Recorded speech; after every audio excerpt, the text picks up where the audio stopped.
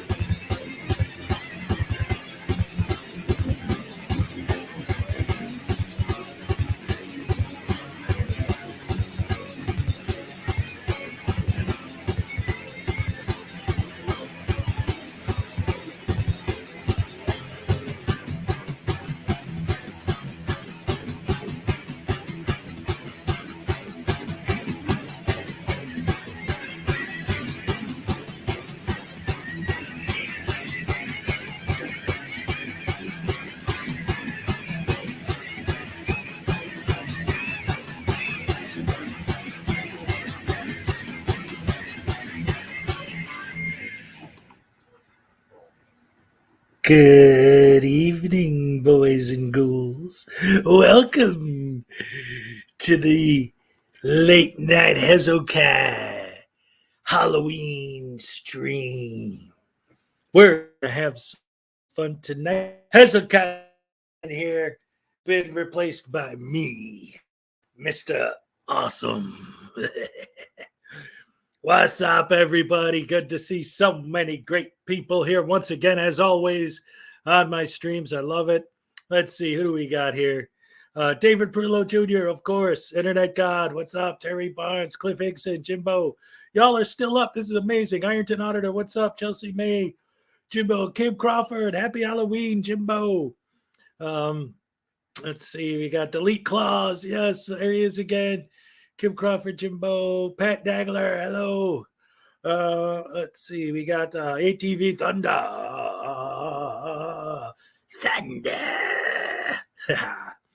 Let's see.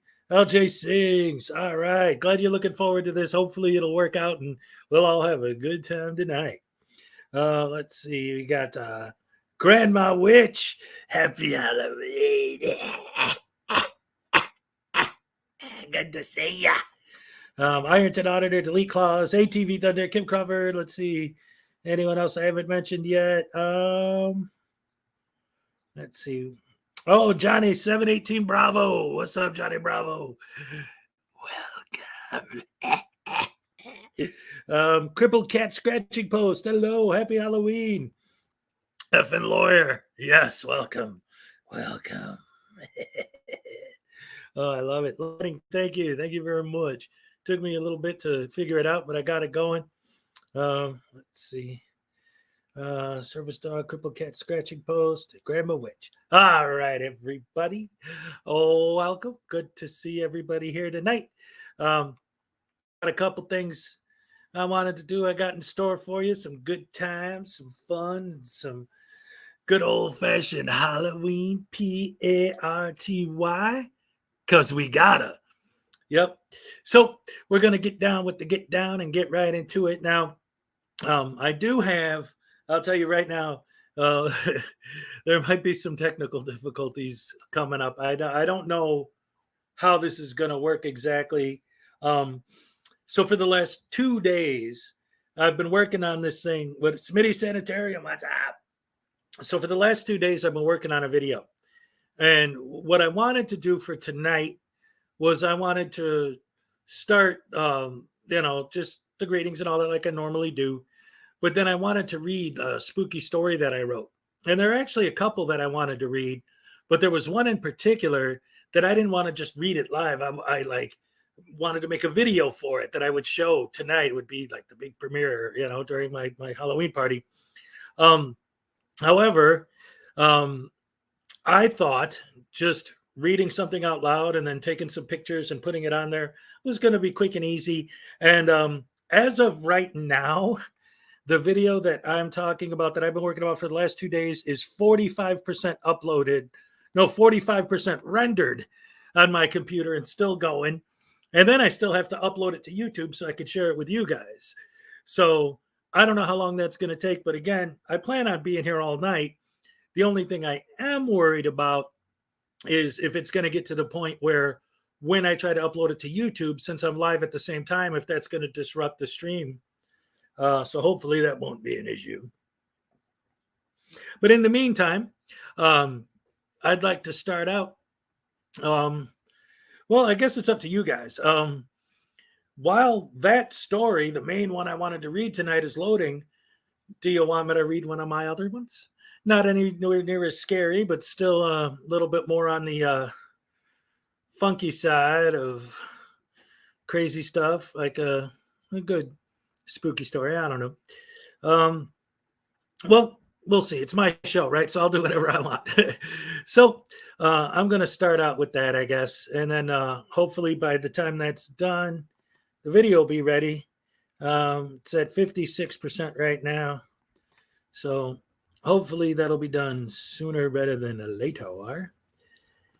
And as far as the scary, wary stuff, I was thinking about like showing clips from movies, doing music, all that kind of good, funky stuff. But first of all, before we even get started with any of the stuff, I want to know from you guys, anybody, I will. Don't worry about that. Dave Malik, what's up? Any of you guys got any good stories from tonight? Anybody do anything for Halloween this year? I saw somebody in the chat earlier put that they were having trouble with buying a bunch of candy and then no kids come into their house. So sorry about that. But yeah, I'm trying to do my best. Okay, so that thing's still loading. So nobody did anything interesting today at all for Halloween? Well, I guess it is. Hey, what's up, Cam? Good. I got a fly in my face. Dag nabbit. Not one kid showed up at your house and you spent $20 on candy. Well, at least you could give yourself diabetes, I guess. That's pretty scary. So I spent some time putting together my set, as you can see. I had a lot of other things I wanted to do that just didn't work out, but what's up, spooky folks? What's up, Wade Skidor? If again, as far as the music goes, I want to do that at some point tonight, maybe later. It's all going to depend. Once again, because of copyright issues, I don't want to get shut down right at the start. Before we even get into anything, we still got people coming over here. Showing up, and let's see what I got on this. Is at 65%. So I'm going to start, since I wanted this to be kind of telling scary stories to begin with. Should have given them each a handful of litter pellets I ordered. I got all night. Well, I'm going to be here. Oh, yeah. And I got the clown lamp, too. You notice my old Perry the Platypus lamp is now a flashing clown lamp. That right there, with all of this and the lighting, and like I could even adjust that, too. Check this out, man. I got this whole thing set up. Pretty cool. Where's my controller later for the lights? Let's see. Here we go. Let's see what you guys like best here. Got that. Can you even tell the difference? Articuno. We have a neighbor who did up the house spooky and put up a big sign in the yard, no candy. What's the point of going through all that trouble to make everything all spooky in your house and then you don't give out candy on Halloween? Anyway, like I was saying earlier, this here thing, believe it or not, out of all these decorations that I put up and all this stuff I got going, that lamp was the hardest part because I put in the light bulb, that makes it look like fire, but then it was too bright, especially when I turned the lights off and I filmed it. It just completely washed out. The whole background was just this huge glow and you couldn't see anything. So I had to play with the light and play with the light until I got it just right. And nothing here interesting happened today. Well, I guess, that's what happens when you're, you get older and you're not trick-or-treating anymore unless you're taking your kids trick-or-treating or you're in the Halloween parties. There isn't much to do. Let's see where the file I'm uploading that I wanted to show you guys is at 93%. Ooh-wee. Oh, hopefully that'll work out, that we'll be able to show that soon. But like I said, in the meantime, let's get started with something small and we'll work our way up. It'll build up over time.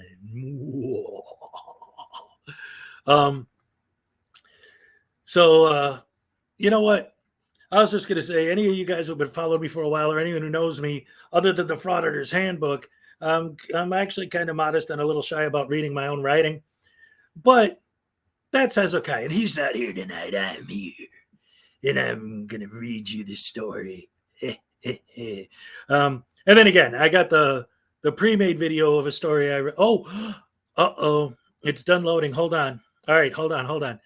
Pause for a moment. I'm going to see if YouTube will let me pull this up. Actually, let me see something. I have an idea. Hold on. Will this work, or do I have to upload it to YouTube before I can show it to you guys? Close that. Sorry. Like I said, when I first started, there may be some slight technical difficulties. Where is my file that I just uploaded 14 seconds ago? It should be on my desktop, actually. Desktop of Doom. What is that noise? It crashed. Crap. Hey, what's up? Thank you very much for the $2 super chat, Johnny Bravo. What happened to me? I've always been this way.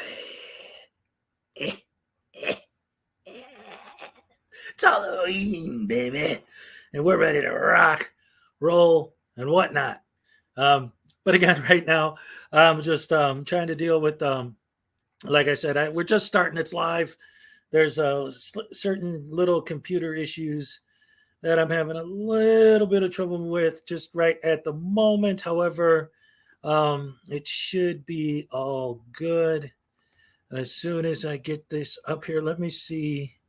A, B, C, D, E, F, G, G, G, G.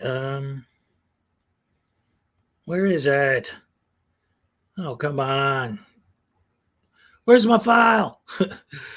Where's my file, damn it? Can't find my file. This is what happens when you just trust the computer for everything. Shouldn't be doing that. Let's see. A, B, C, D, E, F, G. Come on. Where is it? Sorry. I had all this big thing all planned out for you guys, and now it's me just being a douche hammer bag sauce. But that's okay, because I'm a scary douche hammer bag sauce. What? Okay, wait a minute. Let me see. This actually looks like it might work now. Stop loading. What are you doing? Stop it. This is scary is what my computer's doing. You guys have no idea. You just see me sitting here babbling. Meanwhile, I'm looking at this screen and it's just going all wackadoodle on me. Uh, okay, yeah, that's not going to work. All right, so close. Close. Oh, I hate computer. This thing is such a piece of. Oh, man. One of these days, I'm going to get old enough to buy a new one. All right. So, here's going to be the next test. All right. So, I'm glad that this is happening when we're just starting, because if this ends up being a problem, I'll be able to fix it and then log right back on. So, oh, yeah, my reflection. Sorry. So what I'm going to do is I'm going to try to upload this thing to YouTube while I'm live. So I don't know if that's going to be too much for my computer to handle, because I don't have more than one um, processor. I got two.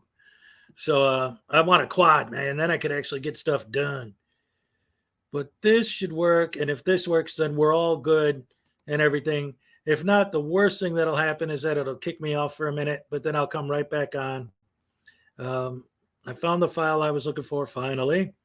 So now I just have to get it uploaded real quick to YouTube while we're going. And again, I know I should have done all this ahead of time, but I did. Like I said, I've been working on this for 2 days. It's the rendering, man. It's just taking forever to render, or took forever to render. And so now I have to deal with this while I'm already on. So I apologize for the delay, ladies and gentlemen, but it's going to be good. It's going to be great. And everybody I know is going to be happy when the time comes. Believe me, it's going to be worth the wait. When you see this, you guys are going to be like, oh, man, this guy is great. I'm glad I'm following him. All right, so it says it's a 15-minute download from here. So I'm a wackadoodle. Yes. You dressed like a falcon. Did anybody else do anything cool today? Like everyone was saying, oh, nothing happened today. We didn't do nothing. The spooks came and messed it up. Yep. Thanks for letting me hang out with you for a bit tonight. Happy Halloween, Ironton. Good to see you. So yeah, in about 20 minutes, my file's going to be ready. So in the meantime, let's go ahead and do something else. Let's see. Oh, what the hell is that thing? There's a bug crawling on my screen. I thought it was a fly, but that ain't no fly. Uh-oh, it's Halloween. I got spooky bugs. And all kinds of crazy stuff going on. All right.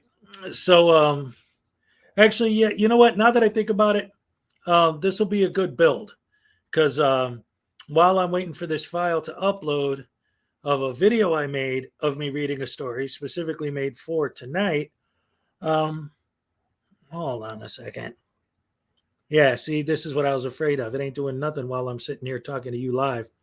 But so what I'm going to do is I'm actually just going to go ahead and read one of my, it's not really a scary story, but it deals with some, creepy subject matter a little bit. So I'll read that to you while the other one's loading. And then hopefully by the time the story's done, it'll be done loading and we'll be able to go to the main event of the evening, which is the real scary story that I'm going to read that I made a video for. That story is called The Ghoul of the Grove. The Ghoul of the Grove. But the story I'm going to read to you now is called Justice with a question mark. And I'll go ahead and I'll put it on screen so you can see what I'm looking at while I'm looking at it. There we go. Is that up there? All right. Justice?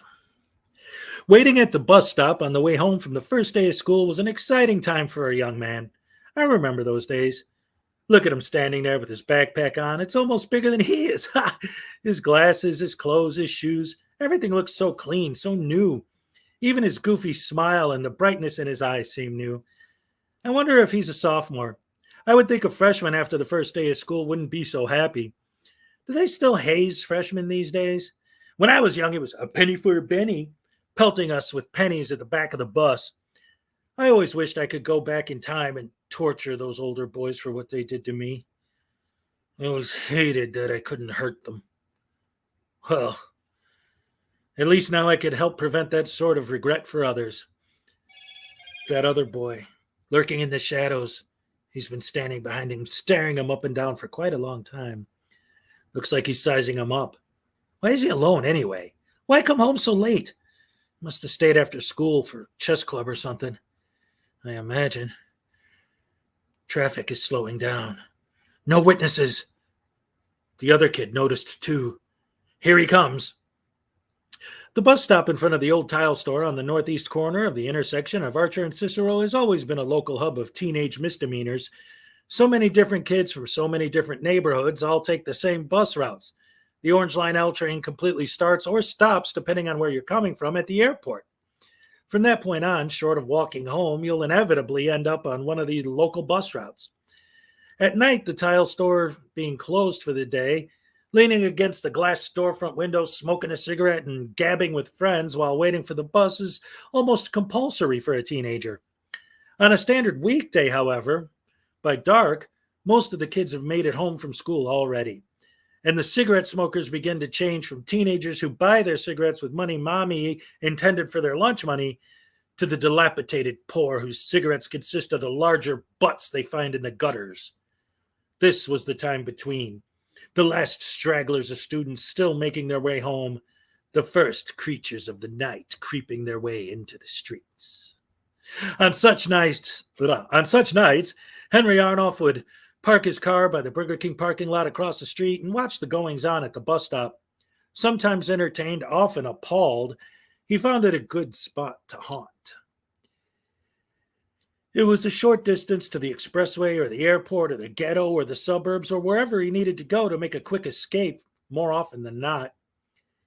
His chosen path of altruism or vigilanteism or perhaps insanity leaves little time for sleep.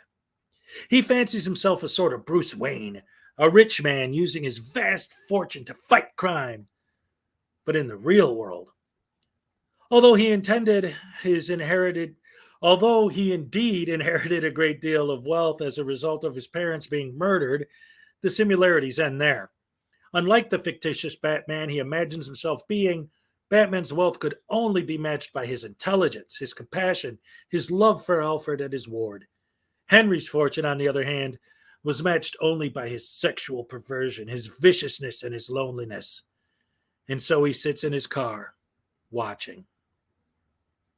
Hey, I like that jacket, says the other kid coldly. Yeah, it's nice, replies the sophomore. Yeah, I want that jacket, says the other kid sternly. Well, actually, the sophomore replies innocently, I got it at JCPenney. In fact, I think they're on sale right now. The sophomore speaking is interrupted by the other kid grabbing him and trying to tear the jacket off of him. The sophomore pulls away, completely surprised, confused, and disoriented as the other kid proceeds to pummel him in the head with his fist. I'm taking that jacket, says the other kid as he punches the sophomore while pulling on his jacket. It was a gift from my grandma, screams the tearful sophomore as he tries in vain to pull away from the other kid.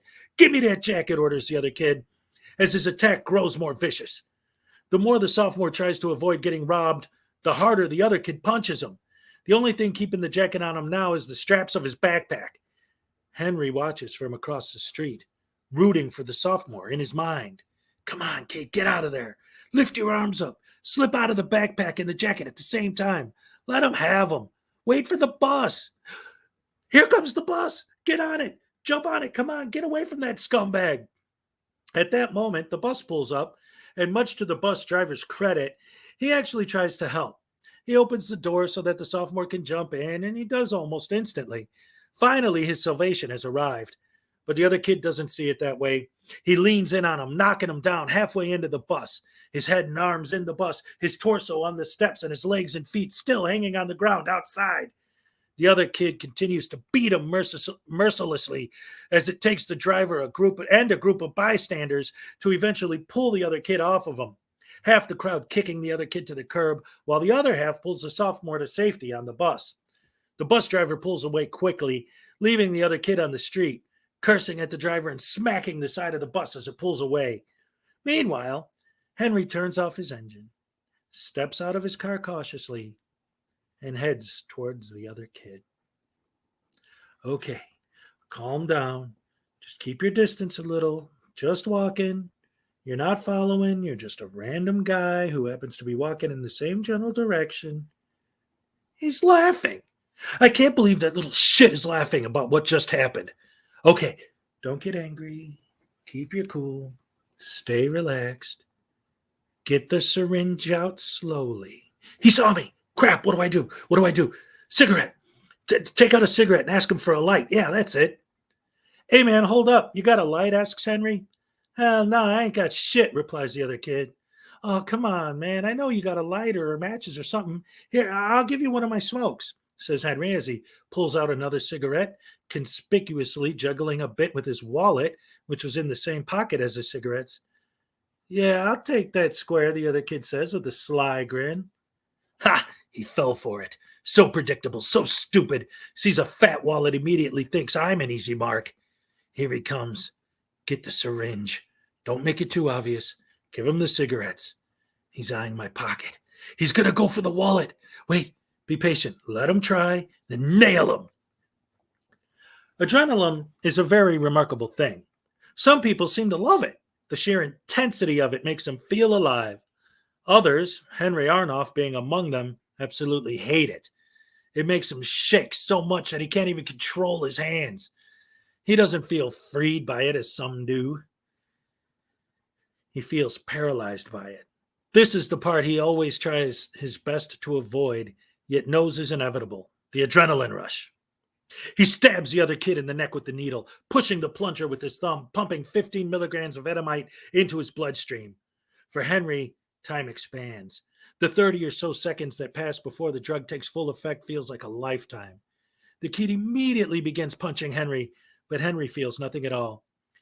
His perception has placed the universe into slow motion. The kid's punches mean nothing. All that matters is holding him, keeping him close until he can't run away. He doesn't try to protect himself from the kid's attack. He only focuses keeping the kid close until the drug takes effect. Henry is losing control. The adrenaline is making him feel that no matter how tightly he holds on, his grip will fail. His mind becomes a torrent of fear as he becomes acutely aware of the area outside of his peripheral vision. He imagines there could be a policeman hiding right behind at the very moment, or perhaps a kid is in a gang. Maybe his fellow gang members are running up behind him. He envisions someone off in the distance, pointing a gun, lining up a shot right to his head. He finds himself lost in these thoughts. He wonders if he's even there anymore. The world outside seems to fade into nothingness. An extreme case of tunnel vision occurs in his mind, and all he can see is the hands shaking as he tries to hold the kid. He suddenly realizes that he's not getting hit anymore.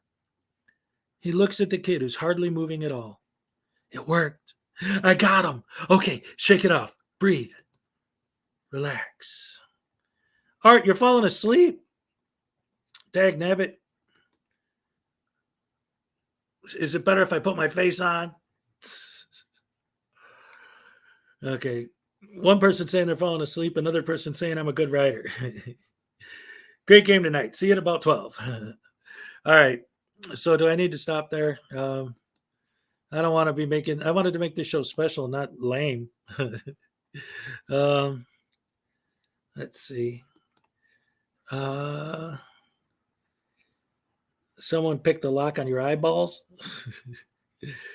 Nice face. Keep going. All right. I'll keep reading. That was the whole thing. I wanted this to be like story time. And this one is just a precursor to the one that I'm still uploading that I pre-recorded. All right, let's get back into it. He shakes his hands vigorously, bouncing up and down a few times on his heels as he shakes his head quickly while walking in circles around his young prey and says aloud, relax. Okay, get it together. It's only been a few seconds. Don't panic. Just scoop up the kid. There's no one around. No one saw. Breathe. You've done this before. Come on. He twists his head around, cracking his neck with a hideous crunch, bends down and props the kid up on his shoulder, who mumbles incoherently. Shut up, turd, says Henry. All right, okay, here we go. The worst part is over. Now just get him back to the car. Once we're there, we're home free. If anyone says anything, he's drunk, that's all. That's why I use etomite, right? I mean, You cross the street, it's a busy street, lots of potential witnesses, can't be sneaky, can't look suspicious. Just cross, that's all. Talk to him. Make it look somewhat normal. He's a teenager. Use that to your advantage. The light turns green. The crossing signal comes on, and for Henry, the simple task of walking across Archer Avenue becomes an obstacle of near epic proportions. He imagines that there's a great deal more people around him than there actually are, and that each and every one of them is looking at him. He addresses the kid as they cross. Your parents are going to freak out when they see you're drunk. How could you? Not only is it illegal, but it destroys your brain, too. Henry barks in a parental manner. Fuck you, says the kid, weakly. What language? Henry retorts sternly. How dare you speak that way to an adult? The small number of people around who actually did witness this display paid little attention, most people glancing only at Henry and cringing at the sight of him. With not even a hint of bother, they make it to the car. Henry places the kid in the back seat and he gets settled in, fastening his seatbelt and checking his mirrors. He sees for the first time the reason he was being looked at in such a way. It's not because people were suspicious of his practically dragging the kid along with him, but because his face was an absolute horror. He realizes now that as he was drugging the kid, when the kid was hitting him, he was hitting hard. Both his eyes were black, with subconjunctival hemorrhaging in the right and Rocky Balboa-esque swelling on the left. His upper lip was swollen to the extent that he couldn't even fully close his mouth, and one of his front teeth was suddenly turning black. And now the pain crashed into him like a tidal wave. He pulled out his cell phone and took a few pictures of his face before driving off. The next morning, the kid wakes up to find himself in a darkened room. He starts to stir, but quickly realizes that his head and arms are bound. He tries in vain to move at all. He's completely immobilized. He tries to yell, but his mouth will not move. But he can't figure out exactly why. And it hurts. Everything hurts. He struggles for quite a while before a light comes on. The light is directly in front of him, only about 4 feet away, pointed at his face. He can't see past the glow of the bright incandescent bulb. Look how he squirms. Amazing the tenacity of these young people. An adult would be halfway broken already. Kids always think they're tough. They think they're hot shots. You think you're tough? How tough are you now, hot shot? Henry flips the light to point upwards towards the ceiling, illuminating the room. After a moment, the kid's eyes adjust, and he finally can finally make out his surroundings. They're in a large, sparsely adorned cement room. There are no windows and only one door. The kid is tied firmly to a custom-made stainless steel table, the face of which is molded into the shape of an average-sized human male, creating quite a snug fit. And it holds him up at a 140-degree angle. Henry straddles him. Malik Towson. That's what it says here on your driver's license. Malik. Henry squints his eyes while leaning up into Malik's face, saying, should be douchebag or scumbag. Malik struggles and mumbles something. Oh, I do apologize. I almost forgot, says Henry. You have no idea. Here, let me show you. Henry hops up and walks away for a moment out of Malik's sight, and then returns with a full-length mirror. He tilts the mirror forward so that Malik can see his own reflection. Malik now begins to realize the full extent of his plight. The man-shaped table he is on has a series of holes along the edges, every 3 inches or so. Threaded through the holes is a thin steel cable, lacing him from head to toe, the cross-section of the cable covering his face and being quite ingeniously,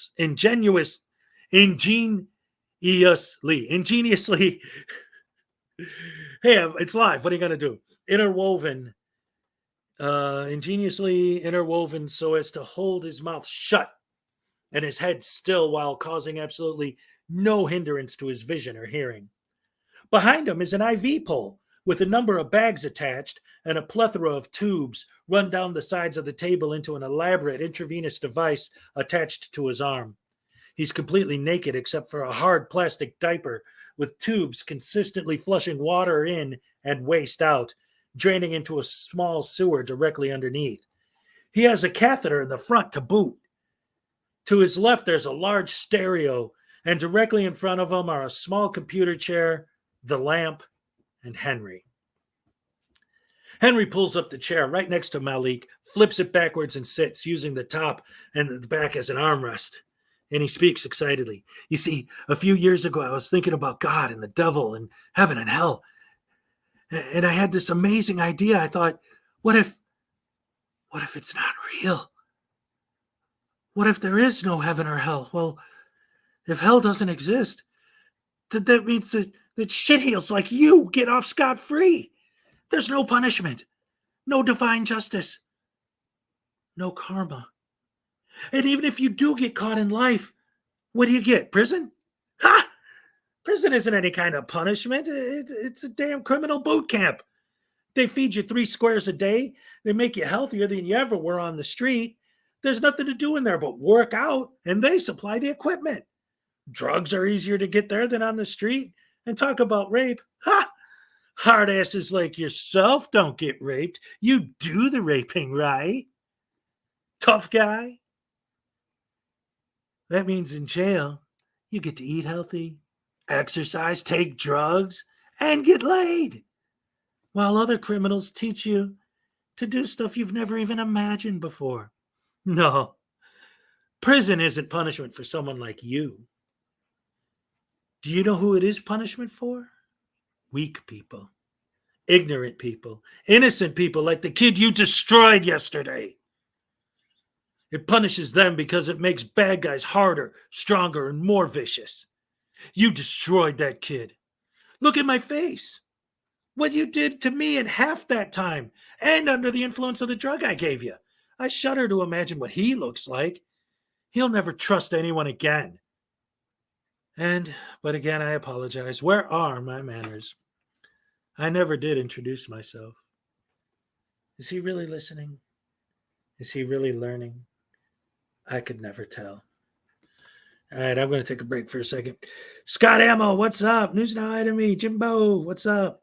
Popcorn. All right, someone didn't hit the thumbs up. What's up with that? Julie Weaver, what's up? Is the kid dead? Oh, no. What happened? Oh, you'll see. You'll see. There's more to come. For anyone who joined us, I'm reading a story that I wrote in the meantime, because it's story time for Halloween. The main event is I actually took the scariest story I wrote and made a video for it, and I'm going to play the video here live. I'll catch you up right now, Dark Soul. So before I get to that story, because it literally was still uploading when I went live. It's done now, but now I'm in the middle of this. So it's story time on Halloween. So I'm reading this story I wrote, and what happened so far in the story is that this kid got beat up, and somebody tried to steal his jacket, and a random dude, the main character of the story, our hero, Henry, grabbed the kid that beat up the other kid, knocked him out, brought him home, tied him to a table, and is going to torture him now to punish him for hurting the other kid. Henry pops up to his feet with a flourish. He walks around to the front of the table where Malik can see him. Until now, Malik, being unable to move his head, has really only captured glimpses of Henry, flashes during the fight, and one good look at his face. Henry is keenly aware of this as well. Indeed, he imagines this is his grand entrance, akin in his mind to the intensity of Lon Chaney as Eric in The Phantom of the Opera, when he marches down the staircase with his red cloak and skull mask on. In reality, of course, his presence is far less impressive, and his demeanor not at all so dramatic. His brutally battered face doesn't help to make him appear such an imposing figure. He appears before his latest acquisition of a beaten man, sporting a simple white cotton button-down shirt, khaki cargo pants, black Doc Martens, and a canvas satchel bag slung across his left shoulder. The specific details of Henry's face are impossible to discern beneath his swollen visage. But in his mind, none of that matters now anyway. He's Batman, the Phantom, and whatever else he wants to be all rolled into one. I am divine justice, son of vengeance, and for the moment, your God. In time, you may learn your lesson and understand that people can't act the way you act. See, what I do is the exact opposite of what jail does. They make you stronger, I make you weaker. They feed you a well balanced meals, I feed you through an IV. When someone gets released from prison, they're stronger and more devious, hateful mind. You, if I let you go, you'll be weak, hardly able to walk with atrophy, and your mind will be so completely broken, your spirit so utterly crushed, you'll have no desire to commit any crimes at all. Least I find you again. But I'm rambling on and on, using big words. I forget sometimes criminals are stupid. Or else, why would they be criminals? Let me put this into terms you might be able to understand. You, bad. Me, badder. You hurt people. I hurt you. This is your own private hell, and I'm the devil. Speaking of which, that brings me to your first lesson. I'll teach you pain. I'll force you to be good. I'll make you into my own personal clockwork orange. Henry reaches into his satchel and pulls out a small handheld propylene torch. You see, he begins as he lights the flame. A burn is a very unique kind of injury which causes a dreadfully distinctive type of pain. It lingers long after the cause of the burn has been removed. I think that's why Jesus used it as an analogy for hell. God, if you do exist, please let this one work. Let me succeed this time if it is possible to bring the good out of a bad person. If rehabilitation exists at all, allow me to be the envoy of your retribution and bring this poor lost soul into your light. Amen. With the torch lit in one hand, he pulls a small black metal rod with a padded handle out of the satchel with the other and begins to heat it. To torture someone with heat is a very delicate matter. I consider myself a bit of an artist in this regard, I must admit. You see, if you hold the hot metal against the skin too long, you do so much damage the tissue will become numb. And you don't want that at all. Of course, we want to inflict as much pain as we possibly can. And if you don't exist, fuck it. He's a piece of shit anyway. Henry continues to heat the rod as he speaks. Of course, people have been known to pass out from pain as well, again, defeating the purpose. So there's a fine line. I've found everyone's threshold is different. So I have to find yours. I have to find that place in you where I can cause you more pain. Where if I were to cause you any more pain, you'd pass out. Bring you right up to that point and then never cross it. So after you pass out a few times, I'll keep track of what caused it. The tip of the black rod begins to radiate pure white glow. Ah, yes, there it is. Have you ever heard of black body radiation? He laughs. Of course you haven't. I mean, look who I'm talking to. A guy with a pitchfork tattoo on his chest. Just above your heart. How cute. You know how people talk about red hot? Well, white hot is even hotter than red hot. Black body radiation. Does he understand it all? Does he even realize that I'm doing this to help him? He must have never had any kind of education. If I can educate him, make him smart, he won't have to be a criminal anymore. I hope so. I hate how much I enjoy doing this. This is white hot, as hot as it could possibly get. To keep applying heat to it at this point would only cause it to melt. Henry turns off the flame and places the torch down on the floor. He slowly brings the glowing metal rod close to Malik's chest. Feel the heat. Intense, isn't it? See? I don't even have to touch you with it. Just hold it close and let it slowly cook your flesh. Henry continues to hold the rod about 3 inches directly above Malik's tattoo. Malik squirms around as much as he can in his restraints, a little at first, but quickly growing in intensity. He screams as loudly as a person possibly can with his mouth shut. Oh, I'm sorry. Does that hurt? Malik is now flailing with such vigorous intensity that his upper body restraints cleave into his skin. His muffled cries reach an amazing volume level.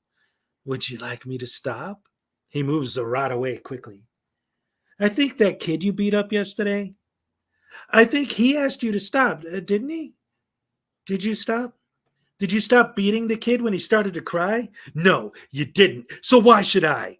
He sadistically places the rod directly onto the tattoo, twisting it into his flesh.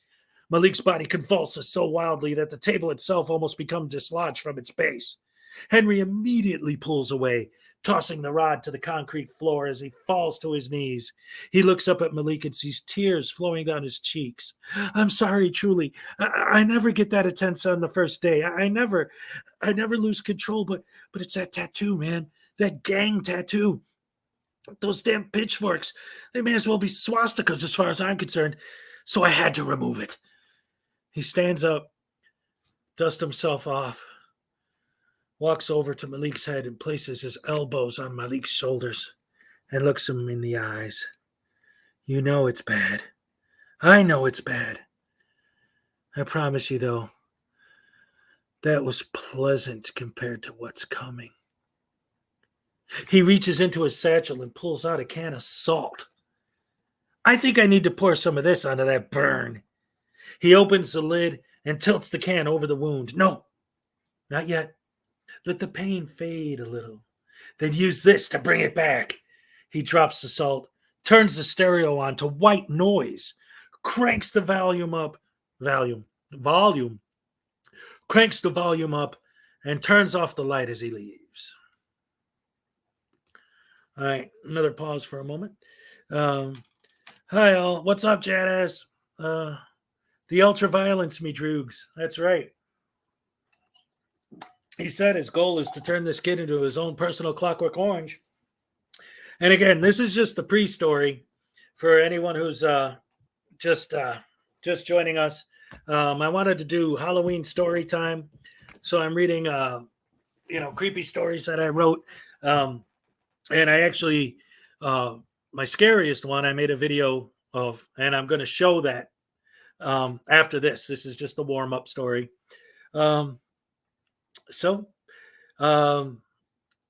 let's get back into it. And for anyone who just joined us and want to know what I'm reading about, in this story, what happens is there's a kid who gets beat up. A dude who considers himself to be a vigilante grabs the kid who did the beating, kidnaps him, straps him down, and he's torturing him now. Good stuff. Malik Tussin didn't grow up in one of those families where his father was never around. In fact, his father was always around.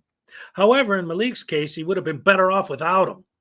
When Malik's mother told her boyfriend she was pregnant, he immediately began planning his new baby's initiation into the Vice Lords. His father believed in the get them before they get you philosophy, although his was more specifically get them before they even get a chance to think about getting you. Malik's father thought of the gang as his family, so of course he felt his son also must be part of the family. He saw the world as an extraordinarily sadistic maelstrom of hatred and despair, the only solace being with the family, and if there was such a thing as love, they were it. So he beat him. He beat him brutally every day. He felt he was helping him, toughening him up for life on the streets. The more Malik cried, the harder he was beaten. The most intense beating he ever received, however, was when he came home the evening of his 15th birthday, a little too drunk and with his shirt off. His father saw a pitchfork tattoo on his chest and completely lost his mind. He screamed every variety of curses and insults imaginable, ripping his belt off and using it as a whip, thrashed his son until he was completely exhausted. He fell at Malik's feet, who through this all hadn't made a single sound, not even a whimper until that moment. You done? Said Malik grimly. Why? Muttered his father feebly. How could you do this to the family? Malik stomps up to his father enraged.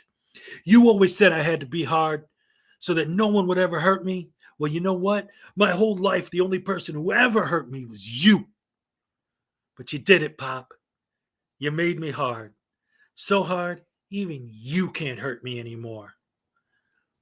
Malik lifts his arms up over his head, the light creeping in from outside, framing his body, making him appear almost angelic in his pose. I'm a disciple now, bitch. This is my initiation. Malik swiftly drops to one knee, reaches into his sock, and pulls out a 22 and fires two shots. One misses, hitting the TV, and the other hits his father in the stomach. Upon hearing the shots from inside, the other disciples, who'd been waiting secretly outside, ran into the home, gun drawn. Malik's father, buckled over in pain, throws down the pitchfork in his left hand and grumbles with a cough. GG killer. Vice Lord love, bitches. As he lay on the table, Malik for a moment imagines that it's his father that is strapped down instead of him. He thinks it should be his father instead. And soon he wishes it was his father and that he was the one doing the torturing. He pictured himself with the glowing metal rod in his hand, bludgeoning his father mercilessly with it. And for the first time in years, he smiles. Just at that moment, the light clicks on as Henry enters the room. How long has it been? 2, maybe 3 days, he says as he pulls his chair up to next to Malik. You see, I read somewhere that the CIA has a torture technique where they leave people in a dark room listening to loud white noise. And that, see, what it does is it stretches time, makes hours feel like days, days feel like months, and so on. So I wonder, how long do you think it's been? Why is he smiling? What am I doing wrong? Don't let it get to you. It just means you have to increase the pain level. This is just the beginning. You're expecting too much of yourself. Ha! 4 hours. That's it. 4 hours. Who are you kidding? He isn't suffering. He isn't learning the error of his ways. Just like my mom always said, I can't do anything right. I can't even cause people pain properly. Useless, worthless leech. Why? He says as he leans in closer to Malik's face. Why are you smiling? Henry pulls out a large book of wooden matches from his pocket, lights one, blows it out, and immediately drops it on Malik's chest. Did you like that? Does that make you smile? He lights another, then another, walking around Malik, lighting and blowing them out and dropping the smoldering embers on him. That noise, that incessant white noise is supposed to drive you crazy while I'm gone. It's not supposed to make you smile. Malik, whose body was now speckled with tiny burn wounds, appearing as though a pox had infected his skin, struggles in vain to escape the intensity of pain. Yes, yes, that's it. Suffer, suffer like you made your victims suffer. That poor kid. How many kids would have been hurt if it wasn't for me? I'm a hero, damn it. Over the course of the next several months, the bizarre nature of Henry's psychosis grew progressively more apparent to Malik. This is not the wannabe vigilante that he describes himself as he thought, but really he's a first-rate nut job, entering the torture room several times a day to pour rubbing alcohol on the wounds, change the IV bags, and pontificate profusely on how the more pain he causes, the better the world becomes. He amuses himself wildly as he describes his belief that he is sometimes Satan, sometimes God, and other times just a lazy hypocrite. He talks seemingly endlessly about every detail of his mental anguish until he works himself up into a rage, taking out his aggressions on his victim, then regrets, apologizes, offers no solace, threatens more pain in the morning, and then repeats the same pattern again. The strangest and most intriguing habit that Henry had was to paint a voodoo-style skull on his face and Celtic runes all over his bodies with glow-in-the-dark body paint, and creep into the torture room late at night, pretending he was a ghoul. He would dance around and moan mournfully, while in his guise he would often stand on a chair and read aloud from the Grand Grimoire, trying to disguise his voice, but sounding more like some idiot struggling to be spooky than a spook. Nevertheless, perhaps due to the sheer weirdness of it, as well as his absolute resolve to never mention or even acknowledge it in any way during the daylight hours, the spectral beams seemed to visit Malik in the night did indeed take its psychological toll. At first it was obvious to him that it was Henry, but after a while he began to believe it was the soul of his dead father. Knowing nothing knowing nothing about Malik's past, Henry could never have predicted exactly how effective his nighttime haunting would become. Yet it was done with exactly that purpose in mind. He would not speak unless reading from the infamous aforementioned Book of Spells and would moan. This was intentionally and systematically vague, specifically designed to be nonspecific, allowing the victim's own fears and superstitions to eat at him night after night. In time, Malik became so completely frail that Henry removed all of his restraints, allowing him to move freely around the room, knowing full well he was physically unable to really do anything.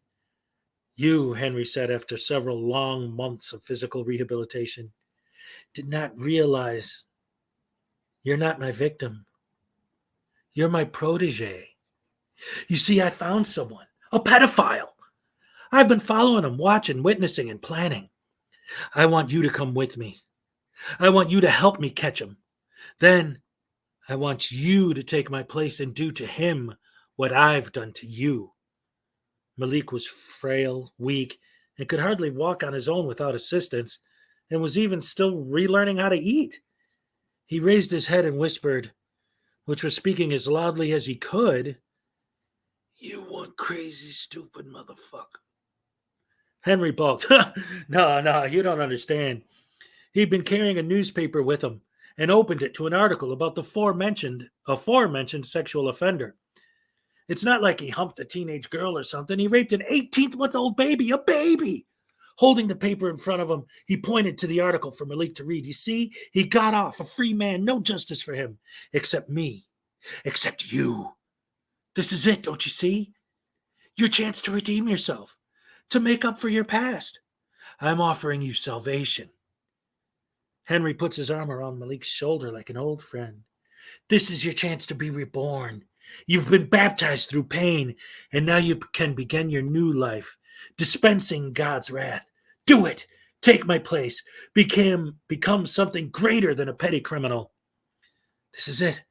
I've done it. I could see it in his eyes. He's ready. Henry walks to the door and begins to leave. And as he's walking out, he stops, turns to Malik and announces, I've decided there is no more time. He could rape another if we dawdle. I will not lock the door this time. I'm going to go out and get him. When I come back, if you're still here, you will be my successor. If not, enjoy your freedom. Yeah, you're free to go. And he walks off, leaving the door open behind him. So anyway, that was that. That's a story called Justice. I never write like that. I don't like my dark side. It's not pretty. What's up? I'm uploading a video, 36 minutes left. Yeah, I finally got my video uploaded. All right, Hezokuai Morning Crew. Yeah, what's up? Suspense. Want to hear creepy? Wait a minute. Somebody said, do you want to hear creepy? Are you going to say delete laws? Hashtag HMC. Hezokuai Morning Crew. So emotionally graphic and dark. Ooh, scary. All right. So that was the warm-up story. And now we're going to get into the main event. The story that I spent the last 2 days working on the video for, mostly rendering because there's not much to it. But thank you, Grandma Witch. This is another story that I wrote, and I'm going to read it. But again, I actually made a video of my reading of it. So there's going to be like pictures and graphics and stuff. And this is the scary story I wrote called The Ghoul of the Grove. And where is it? Wait a minute. What the hell's going on? I lost my own thing. YouTube. Oh, no, wait. I got to see. We're live. What are you going to do? It's Halloween. Halloween.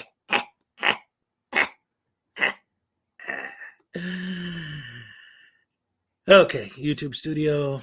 Let's go. Come on. Pull it up, pull it up, pull it up, pull it up, pull it up, pull it up, pull it up, up. All right.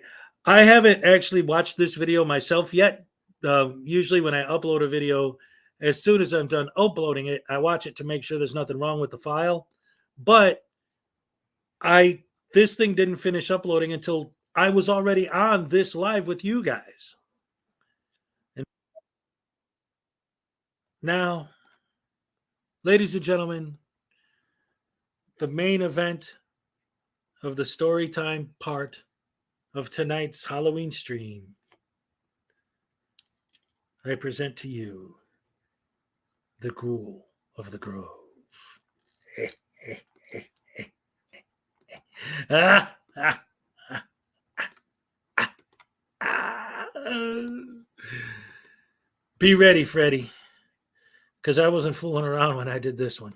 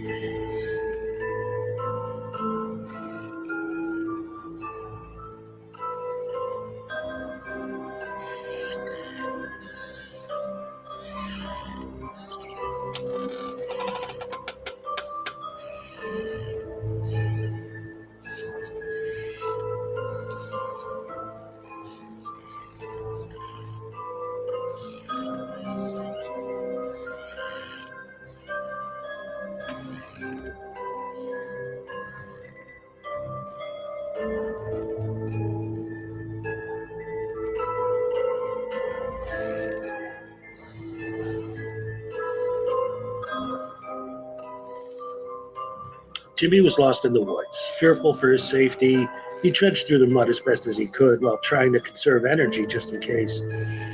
This would have been the ideal time to have at the very least some sort of a pocket knife, what he wouldn't give for a small nail clipper.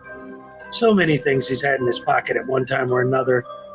Now, when he needs them the most, he has none.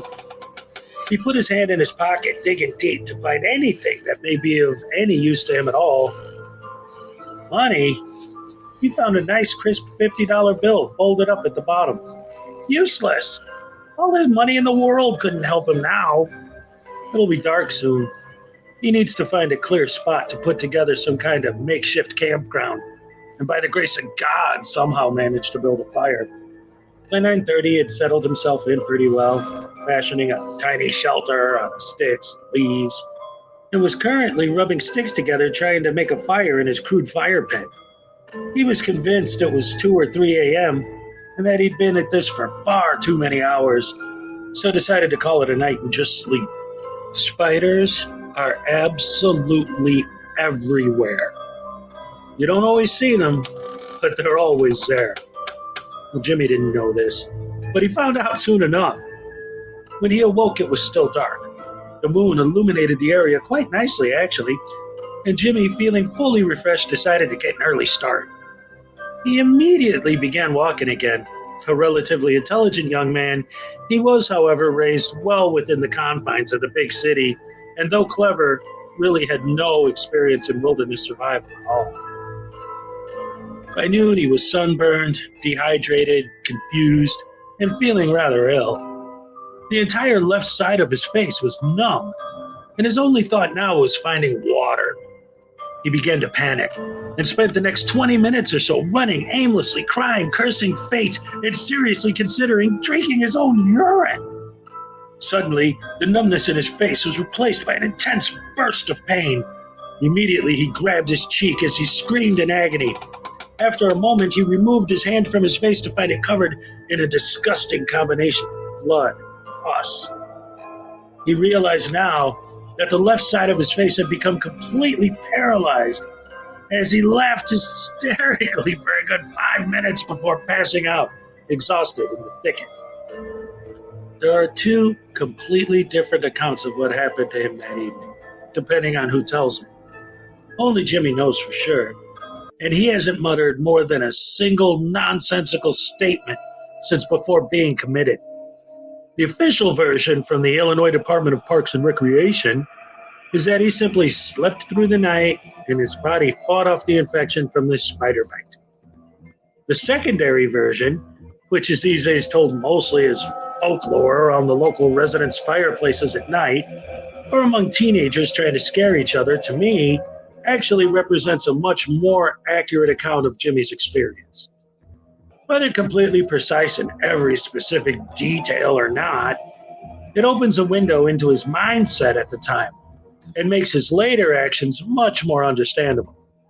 Besides, the official version is just plain boring. Before I get into all that, let's establish some events that are absolutely recognized fact. Some of you may have read in the newspaper at the time. It started as a hazing, his new teammates getting him blind drunk and then dumping him in the center of the woods where he had never been before. Terrible idea. Jimmy was at all times no more than a few miles away from civilization, but with no frame of reference, he was hopelessly lost. He suffered from a ghastly spider bite that, having been untreated, contributed greatly to his delusions. Being an athlete, his physical fitness was a great asset. The Ghoul of the Grove was the title of the first published report of his activities from the local newspaper, the Southtown Star. Before Jimmy was found, many people had already assumed the Ghoul of the Grove was just a local legend and mostly ignored such reports as superstition. Over the course of his 2 years haunting the woods, Jimmy injured 5 people, hospitalized 3, and murdered 2. These are undisputed facts. Now, in some circles, his victim count, however, is hotly debated. Some, who see him as a sort of anti-hero, having dubbed him the Defender of the Dead, try to deny that he ever murdered anyone, arguing manslaughter as opposed to homicide. While others point to a number of unsolved homicides in the area, as well as various local missing person reports, bringing the body count closer to 15 or 20. These are, all of them, conjectures.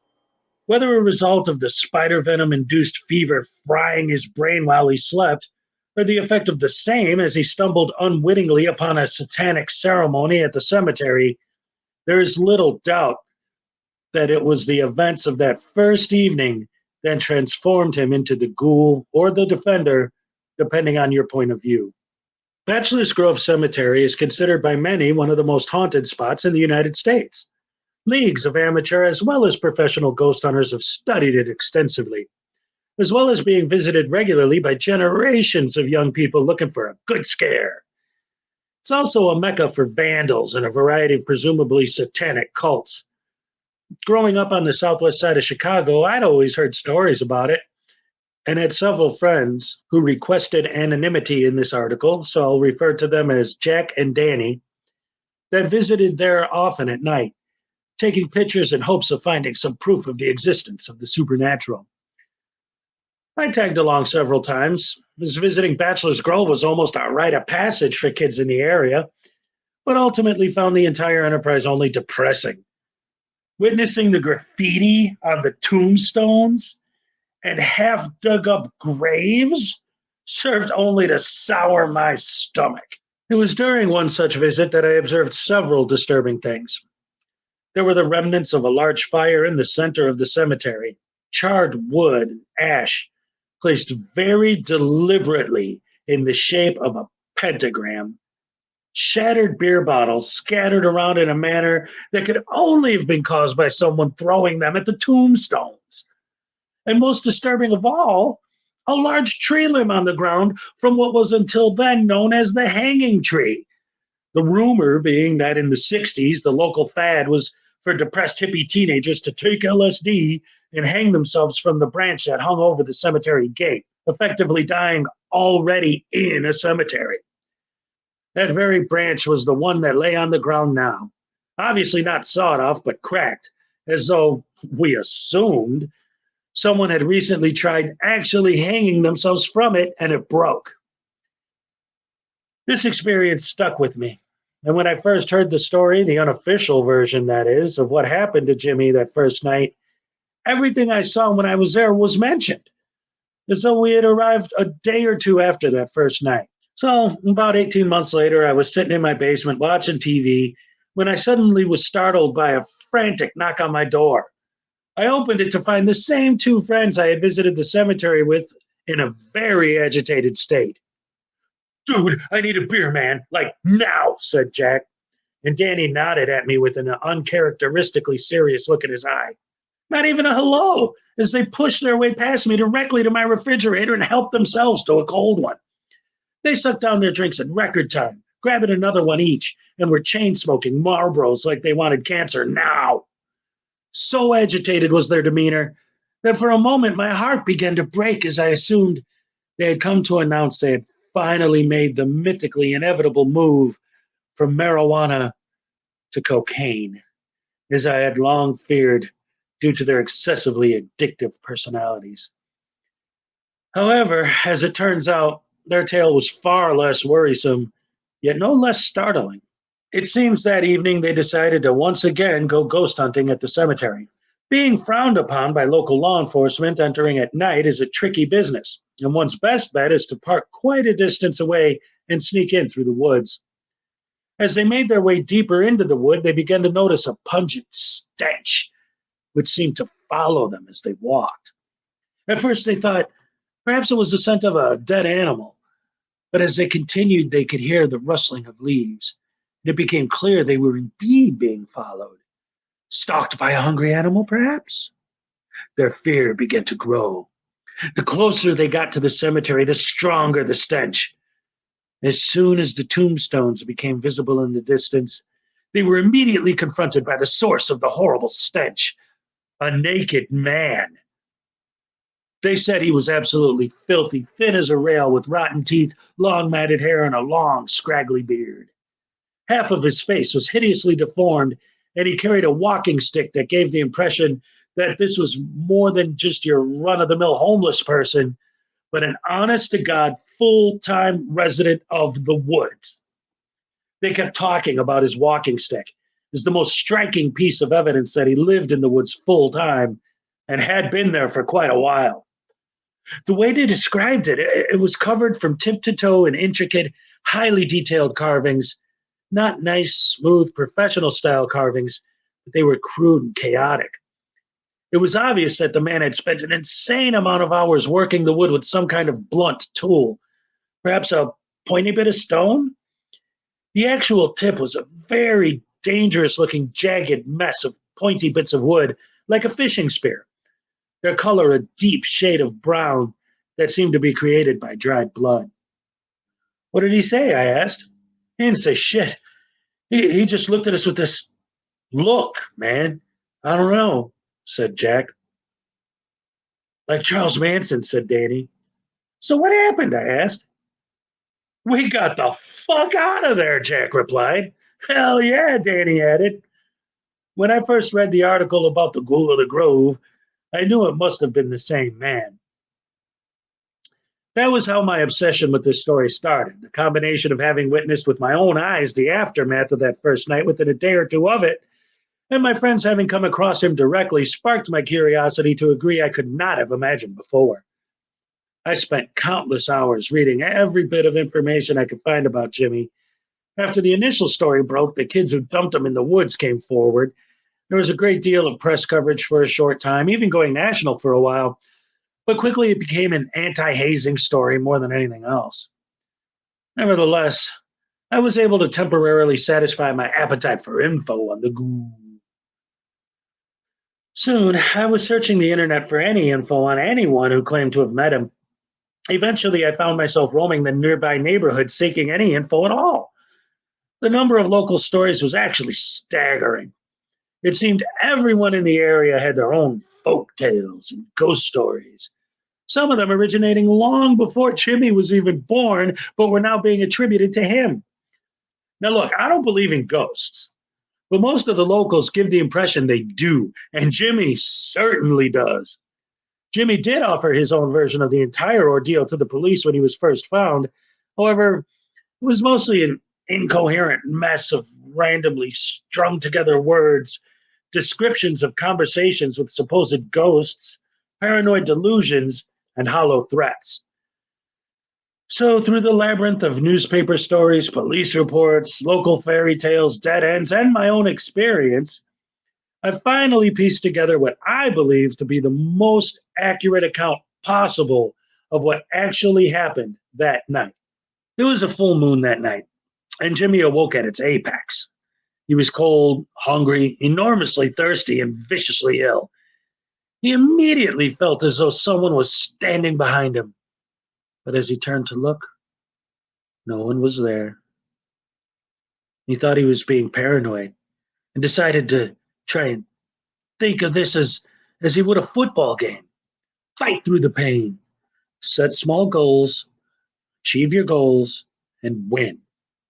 But he needed a goal, and his nagging thirst made resuming his search for water seem appropriate enough. There's that presence again. He snapped his head around. No one there. This time he decided he would try to be logical. If there were water to be found that was okay to drink, he surmised, it would be running water. He should listen for the sound of running water and follow the sound. This actually worked.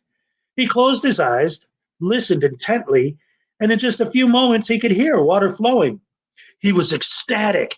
His excitement at his discovery, combined with his pride in being so clever as to figure this out, simple as it was, rejuvenated him enough to give him the strength he needed to race towards the source of the beautiful sound of running water. After traversing only a short distance, he felt as though he had run a marathon. He noticed a light off in the distance and decided to push on no matter what, digging deep into the well of his soul, pushed his body beyond what he probably should have. He continued on, only at a much slower pace. He felt the presence again, and it seemed to whisper to him now, encouraging him to go on. He shook it off, and as he drew closer to the light, he noticed it was not electric light, but the red glow characteristic of flame. He also began to notice voices, not like the ones in his head, but actual external ones. Renewed by the realization that there were people nearby, he doubled his effort and arrived at his destination quickly. What he found there, however, was far from what he could have ever expected. Bachelor's Grove Cemetery has been abandoned since the mid-20th century.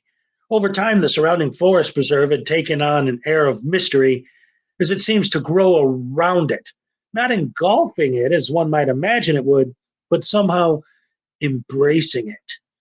Adjacent trees seem to grow in a bent manner as opposed to straight and vertical, most likely due to the fact that the area had been cleared when it was active, and the open area isn't shaded during the day, so the trees, of course, are bending towards the sunlight. But it gives the appearance of the forest being like a hand with the cemetery in its palm and the trees acting as its fingers cradling it gently. It was at the base of one such tree, just outside the perimeter of the cemetery gates, insomuch as they could be considered gates through the corrosion of the metal, Jimmy crouched down, a silent sentinel, observing in horror the events occurring within. At the center of the cemetery was the source of the light, a huge fire in the shape of a pentagram. Several people were present. Two were a couple having sex inside a partially dug-up grave. Another was an obviously drunk teenager currently urinating on a tombstone. There was also a teenage girl, a half pint of Jack Daniels in her hand, straddling the infamous branch of the hanging tree as though she was riding a horse. She even said, "Yee-haw!" with a laugh. The rest were more difficult to surmise as they were further off in the distance and spread out a bit near the front entrance, seemingly keeping watch, ready to warn others of oncoming intruders. Having experienced what Jimmy had over the course of the past 2 evenings, and then stumbling unknowingly onto a cemetery in the middle of the night itself would have been enough to push him over the edge. But seeing this callous disrespect of the place by these uncivilized trespassers broke his heart, and it made him furious. The mysterious voice whispered to him again, clearer now. It no longer seemed to be the voice of an individual, but a multitude of voices speaking in unison. This is devils and human shells. Invaders, help us. This is our home. This is our home. Help us. This is our home. Jimmy closed his eyes and grabbed his head in an attempt to quiet the voices. They were silenced. He mumbled to himself, "It isn't real. It isn't. It can't be." He slowly opened his eyes, yet the horrific ritual within the cemetery continued. His thirst began to fade, replaced by hate. Every second he saw those people in that cemetery doing what they were doing fed his hatred. He had no idea who these people were or why they were there. He had no idea who the people buried there were either. But he did know, if for no other reason than common decency, this was going to end. He would end it. Yes, whispered the wind. There. Now, crouched down in a nearby shrubbery, Jimmy stealthily made his way closer, taking in the scene and forming a plan of action. He meticulously made mental notes of every possible entrance and exit, every hole in the fences, the location of every tombstone, and every branch on the ground. He imagined the layout of the cemetery as though it were a football field, and the people inside as the other team. He gathered up a few handfuls of small stones and filled his pockets with them. He took out that $50 bill and began to implement his plan. He had noticed it was a particularly windy night. He was going to use that to his advantage. The couple having sex were the easiest. They were already distracted enough. The girl in the tree would, at best, be able to toss the whiskey bottle at him, as getting down from the branch would take some time. The drunk guy would also be easy. He was skinny, and Jimmy had been in fistfights with drunken linemen. No, the challenge was the unknown, the mysterious figures wandering at the outskirts. His plan was to position himself well within range of getting off a couple of good headshots with his stones to the mystery men, waiting for a good breeze that would pull the $50 bill into the eyesight of the drunk guy. He would let go of the bill, sending it into the cemetery. The dude would see it and chase after it.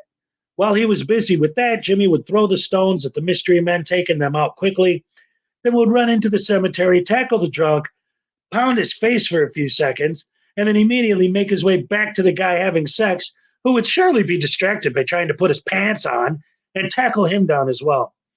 The women would be an afterthought. He would then admonish them for their actions and banish them from the cemetery. Well, that was his plan anyway. The reality of it was far less fortuitous for him. When he let go of the money, it simply blew away, completely unnoticed.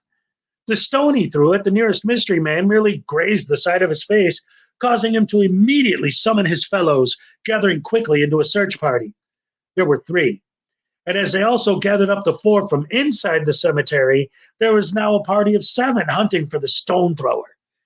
Jimmy's heart began to race. Adrenaline filled his veins. For the briefest moment, he considered fleeing, but the voices came back. We are here. Do not fear. Do not fear. Fear us. We are the dead. We are yours. We are you. You are change. We are you. We are you. At this, Jimmy snapped. Pure, vicious, visceral instinct drove him into a frenzy as he lunged out onto the closest person he could find. It was the drunk that urinated on the tombstone and broke the bottles. Having him on the ground, Jimmy beat him with a brutal ferocity, breaking his nose and knocking out several of his teeth in a matter of moments. He also broke his own hands just as quickly. The others jumped in, knocking Jimmy off of their friend. The guy who was previously having sex in the grave was sitting on Jimmy's chest, while the others cheered him on. However, upon getting his first good look at Jimmy's now severely grotesque facial wound, as well as catching a glance of the madness in his eyes, he hesitated, and Jimmy took full advantage of this moment of hesitation. With his good hand, he gathered up some dirt and used pure power to flip over, smashing his attacker in the side of the head with his elbow, all in one motion. He then tossed the dirt into the eye of the next closest person as he popped up onto his feet and immediately ran into the cemetery. Jimmy's head was full now of hallucinations. Besides believing he could hear the ghosts of the cemetery residents, the group that was chasing him now appeared to him as macabre demons, inhuman creatures that needed to be stopped at all costs. His own pain had become a non-issue, as the combination of spider venom and adrenaline in his veins made him quite numb. He was well aware of this as well, and used it to his advantage, making his way to the center of the flaming pentagram, challenging his pursuers to enter after him. And although he did suffer some minor burns on his way in, The center of the pentagram itself was clear of any flame, but the surrounding burning logs were creating an intolerable amount of smoke. Coughing aggressively, he ducked down low to the ground and readied himself for the forthcoming attacks. Maintaining a heightened awareness, peering through the smoke in every direction, he bounced slightly in anticipation. No one came. Jimmy's eyes watered with intense irritation as his coughing increased. As the smoke continued to sink into his location with greater frequency, he realized why his foes were not attacking. They were tossing more wood onto the fire. They were going to burn him to death or smoke him out. Whichever their plan, he knew now he could wait no longer and had to act. Thinking quickly, he removed his shirt, tore it into two pieces. One he wrapped around his face as a makeshift smoke filter mask. The other he wrapped around his good hand and then grabbed one of the burning logs. With eyes closed, he ran forward, brandishing his fiery weapon, and tripped over a flaming log, which actually helped, putting him once again beneath the smoke, and now being a good distance forward, he could see much more clearly where his enemy stood. Spotting the closest one, a girl this time, the one from the hanging tree, he lunged headlong into her waistline, taking her down like a linebacker, and then proceeded to bludgeon her mercilessly with his burning cudgel. At this point, the story gets even more vague. Jimmy's own version describes just hallucinations of himself being an archangel, not fighting with a stick that was on fire, but wielding the flaming sword of the Lord as he vanquished his demonic enemies. The cult members that were having their ceremony are just as unreliable a source, because they try to maintain a great deal of secrecy, as well as their testimony being filtered through the veil of inebriation. What I believe is a patchwork of what viewpoints each different version of the story agrees on. It didn't take long for the group to subdue Jimmy, but they could not hold him still for more than a few moments. His madness and his physical conditioning combined to make him a truly dangerous foe, and it became clear the only way to deal with the situation was to either flee or kill him. They were not about to flee. The soberest members of the group quickly convinced the women to leave, having one escort the other to the hospital for immediate medical attention, the battered drunkard tagging along. Now a 4-on-1 affair, Jimmy kept attacking. Every moment was a non-stop barrage, kicking, biting, knees, elbows, anything and everything he could possibly do to hurt the others. Like a wild, wounded beast, his stamina seemed limitless, and his attack never slowed. Someone lost an eye, another suffered a skull fracture. The rest of the melee lasted only a few minutes. But that was all that was needed for his two remaining foes to decide they would be better off seeking medical attention for their fellows than to continue the battle. "We're going to find you, kid. You're dead," one yelled desperately as they fled the scene. The moment they left the cemetery proper, Jimmy dropped to his knees and looked to the sky. What he saw was awe-inspiring. The full moon, directly above his head, was surrounded by a perfect celestial circle. He had never seen anything more beautiful. And then, once again, he passed out. There's a small bog adjacent to the cemetery. Legend has it the Chicago Mafia used it as a dumping ground for its victims' bodies back in the 1930s. I don't imagine that most people would drink from it, but Jimmy did. He drank his fill, in fact. It was a brisk, bright fall morning with a slight but persistent breeze caressing his skin. His shirt having been destroyed the night before, his torso was bare. He looked around, taking in his surroundings for the first time in daylight. Overall, the cemetery was actually quite beautiful during the day, which made the vandalism appear that much uglier. The charred remnants of the pentagram, the broken bottles, the graffiti, all hitting Jimmy like a jackhammer, destroying his soul, causing him to weep profusely. His proper mind was gone now. The damage from the venom, combined with a number of blows he took to the head, assured he would never be the same. There's no way he could have known about the stories of the hanging tree. There was just something about the way the tree stood just above the cemetery at just the perfect height, I guess. He decided to remove his belt and use it to hang himself. Having one broken hand made this task far more difficult than he had originally imagined. The ghosts of the cemetery were begging him not to do it. claiming the difficulty he was having was their doing. They wanted him to live, to stay with them, to keep chasing away the people who defile and desecrate their home. Having still some semblance of his logical mind intact, he knew these were hallucinations. He knew he had lost his mind and felt his death would be the only way to quiet the voices. So he continued on, and in time had attached himself securely to his makeshift noose.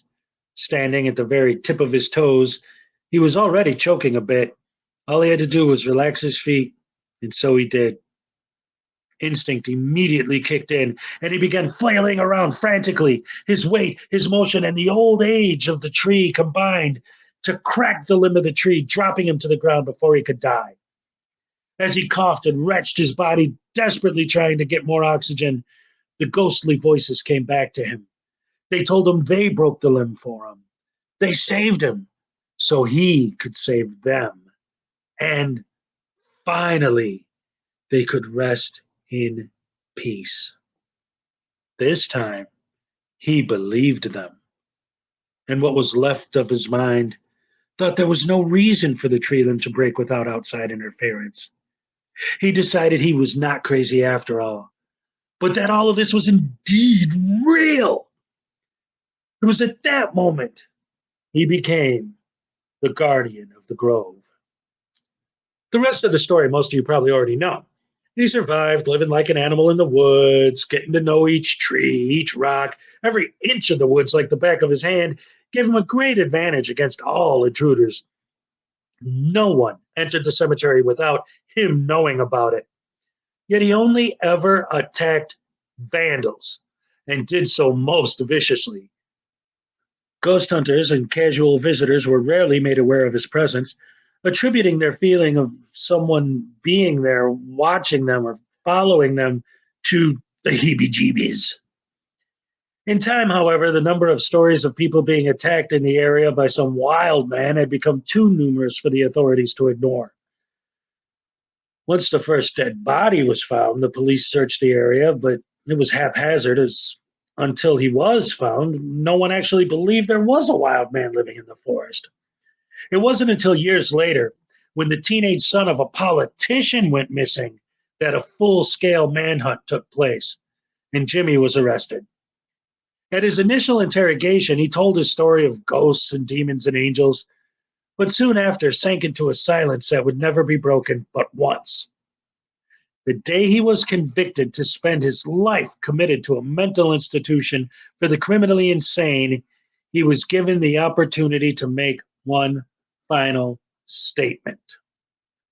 The following is the transcript verbatim. What am I going to do? Drop back 10 yards and punt.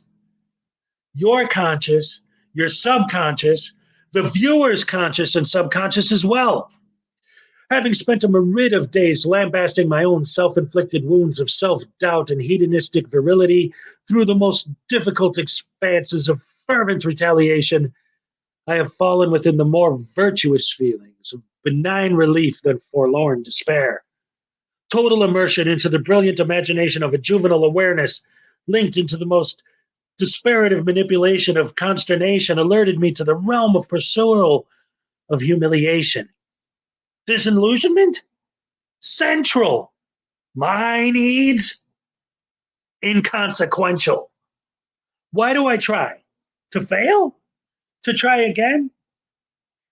To fail, to try, is to die. To survive is instinct. But there must be more. Is there? All right. Happy Halloween, everybody. So that was The Ghoul of the Grove, a Halloween story written by Hezokuai. Hope you liked it. Robert the Doll. Yeah, see, you guys know. I just threw that stuff at the end because it's Halloween, so I wanted something spooky in there. I mean, I wanted something spooky in there. So, anyway, that yeah, that's just a little bit of what I wanted to do tonight. Story time on Halloween night. Ooh, spooky, scary, amazing, amazing. Yeah. There's an auditor in North Carolina. Oh, they're an author in North Carolina. There's a book about that. All right, listen. Speaking of all of this, Bachelor's Grove Cemetery is a real place. And all of those photographs and all of that footage and everything is all legitimately from the actual Bachelor's Grove Cemetery, except there's just one thing that came from somewhere else because I couldn't find like pictures of the curving trees. So I got pictures of curving trees from Poland. But other than that, all the stuff in the woods and nature and the cemetery and all that, that's all legit from Bachelor's Grove. Um, the thank you, thank you, thank you. The yes. All right, I'm gonna put out a book of short stories then. But anyway, so yeah, all of that was real Bachelor's Grove stuff, including all of the graffiti, the headstones that were knocked down, the pentagrams that were spray painted onto the trees and onto the headstones, the dug up graves, all that stuff is real. That's legit. And there is a let's see, I'll show you guys this real quick. There's actually a volunteer group that spends their time going out and actually trying to clean up Bachelor's Grove.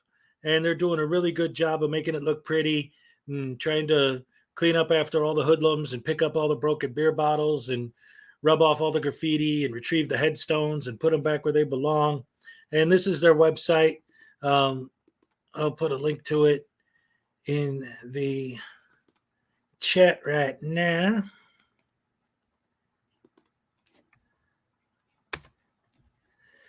Yeah, Mitch, that whole thing was from the fact that like everything about me and my buddies going to Bachelor's Grove, ghost hunting, and that's all true. We used to do that all the time. And running into some weirdo in the woods with a crazy walking stick, that all happened. That's all legit. But I used to go there and I used to get so upset when I would see how people disrespected it there and the vandalism and all that stuff that I came up with this whole idea of a guy seeing that and, being driven insane. And my original thought when I was a kid and we were going there was it'd be great if somebody would just hide in the woods, and when people went in there to cause vandalism or to do their satanic rituals or whatever, that I'd scare them away. And that idea is what built into the Ghoul of the Grove. So yeah, there's that. The craziest thing that, and first of all, one of the things too, I don't think anyone noticed. My two friends, again, these are based on two real people that I used to go to the cemetery with all the time. Their names in the story are Jack and Danny. Can you guess where I got those two names from? Jack Torrance and his son Danny from The Shining. Jack and Danny. I did that on purpose. Anyway, yeah, that was that. So the Bachelor's Grove thing, that's the weirdest thing that ever actually happened there. Was like, to me and my friends, was that one of my buddies, the Jack character in the story, and this is legit, this is real, this is the freakiest, creepiest thing that ever happened, even though it's obviously just a coincidence and there's a perfectly logical explanation for all of it. It was still no less bizarre and really hit him hard. So what happened was his sister died of a heroin overdose. And maybe like a year later, he went to Bachelor's Grove Cemetery to go ghost hunting. So he brought a camera and was taking pictures. And this was back in the old days with a real camera that actually had a roll of film in it, right? Well, for those of you who don't know, maybe if you're younger and you don't understand how it used to work back in those days, excuse me. Oh. There was in a roll of film, there was always a dial on the top of the camera. You could rewind or fast forward or forward the film inside the camera. You were supposed to wind it before you took it in to get it developed. But if you rewound it on purpose, you could do a double exposure. So you can get images superimposed on top of each other. So he brought the camera out to the cemetery to take pictures of Bachelor's Grove Cemetery to see if he could find any ghosts. And it turns out that he had no idea. He had completely forgot, because it had been over a year, that the roll of film that was in that camera was the same roll that he used the last time he took pictures of his sister before she died. So when he developed the film, looking for ghosts in Bachelor's Grove Cemetery, superimposed over the pictures of the cemetery were pictures of his dead sister. That messed him up for a while. He was like, whoa. Yeah. So that was crazy. Anyway, it looks like it's so cool. There's a cemetery that's a protected headstones back in the 1700s. The thing about Bachelor's Grove, and this is why it's such a creepy cemetery and always had this reputation of being this haunted place or whatever, is because the people who lived in the village of Bachelor's Grove, that village doesn't even exist anymore. In the mid 1900s, 1950s, 1960s, they were gone by then. The entire town was gone. So their cemetery was just left there. So now, if you have to know where it's at. I mean, nowadays with Google Maps, you could just go right to it. But when we were kids, in the 70s, 80s, and 90s, it was literally just this forest preserve grew, and somewhere hidden in the middle of the woods, there's a cemetery.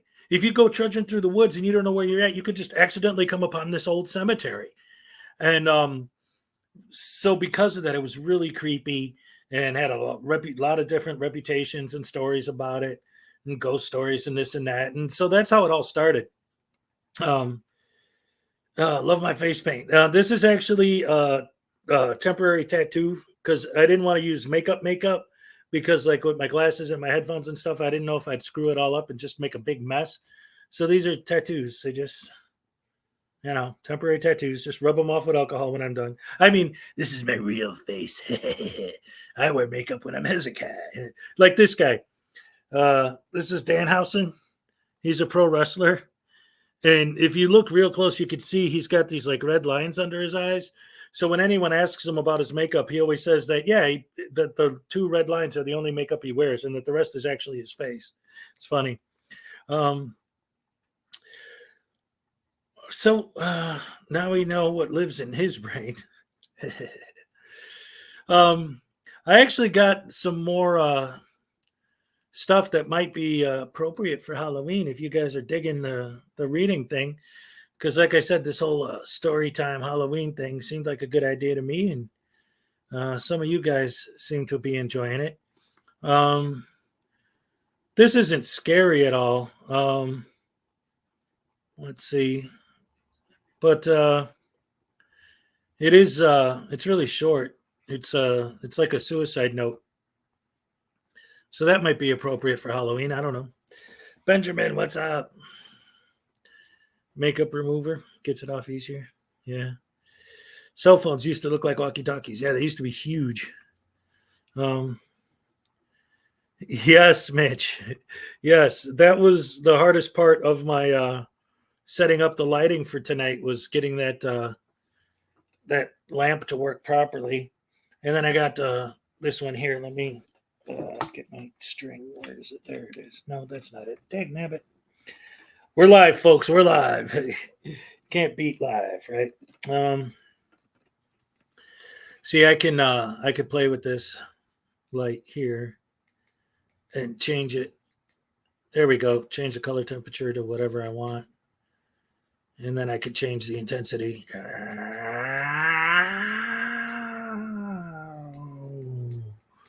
Ooh, up and down. Actually, if I brighten it up, you can see the background a little bit better. I got the trees and the pumpkins and stuff all going. But now I'm too bright. I'm over saturated. And I like, because it's Halloween, you doing the dark kind of creepy, weepy stuff. Body wipes work too. Keep me occupied as I set up my next ride. All right. So then for now, let's read another story. It's story time with Hezokuai on Halloween night. This is called The Misery of Marky Moon. And I wrote this one totally off the cuff, because what happened was and I'm going to put it in the chat so that you know what I'm talking about.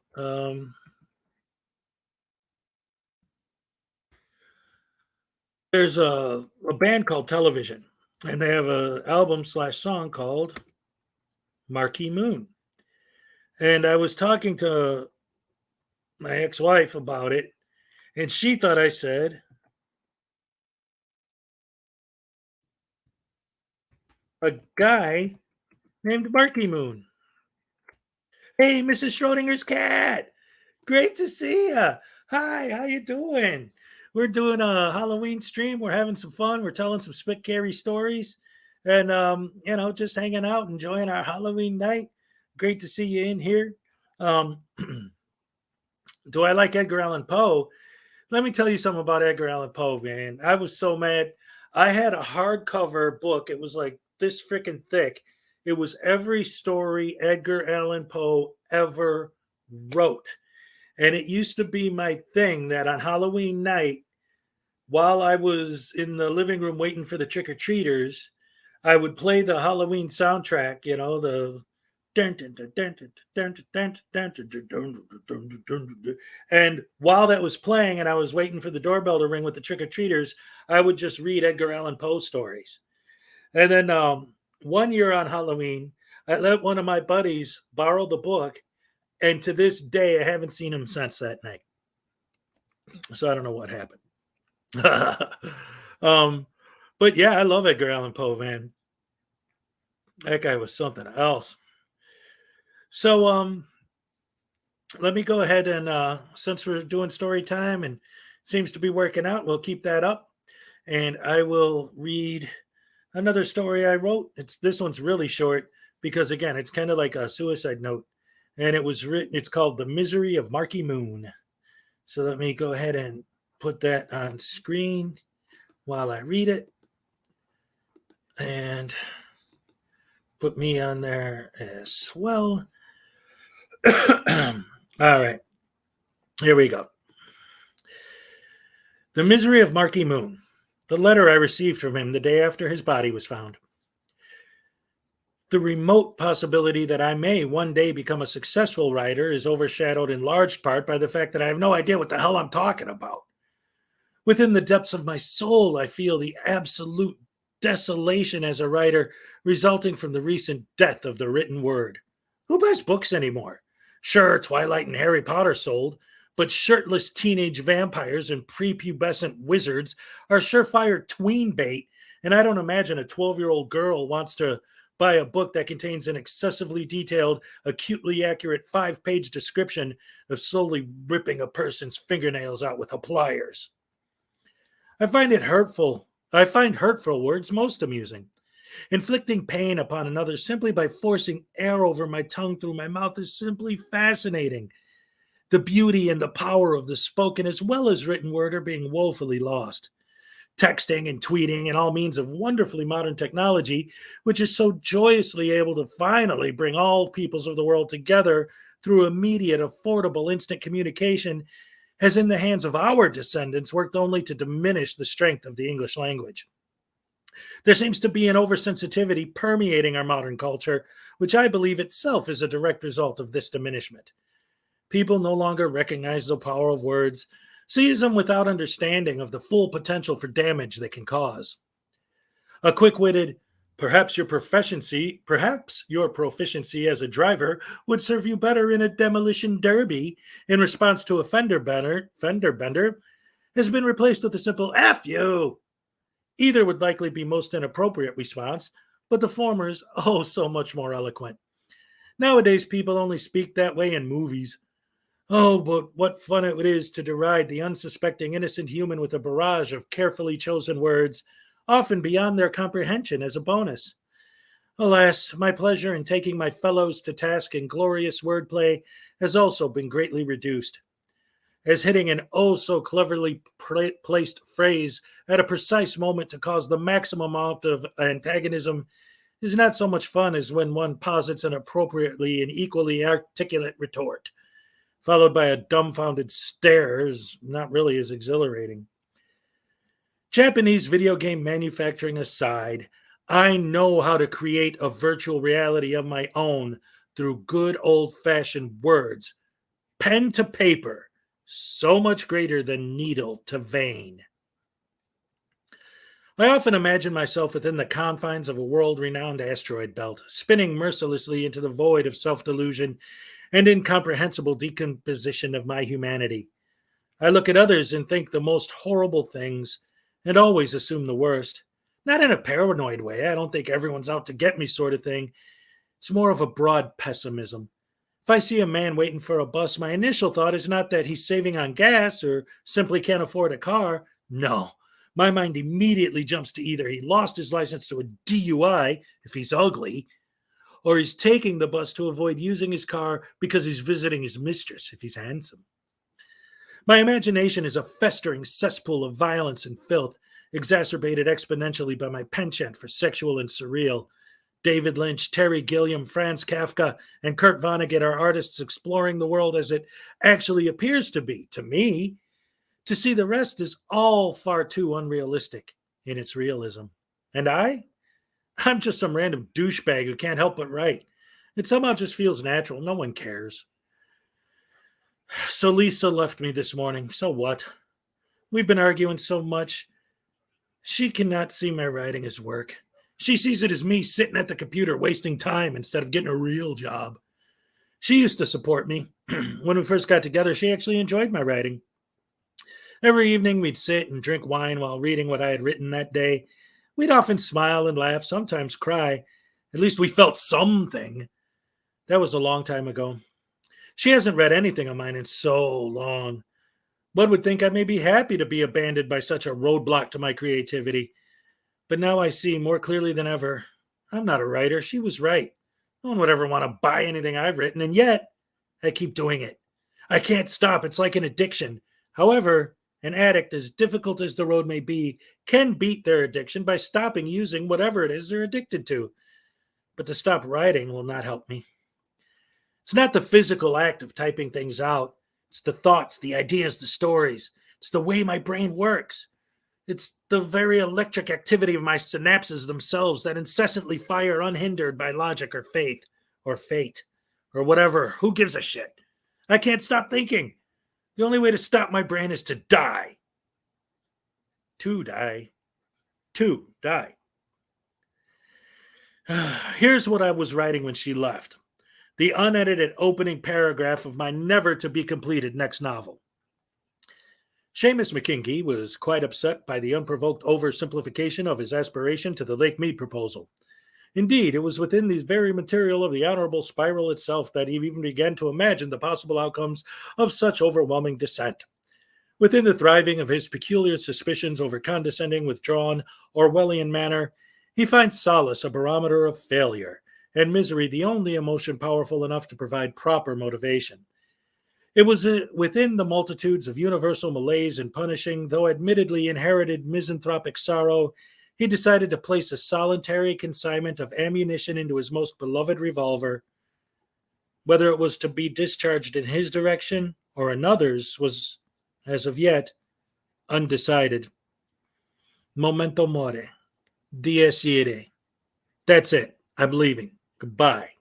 Your dear friend, Marky Moon.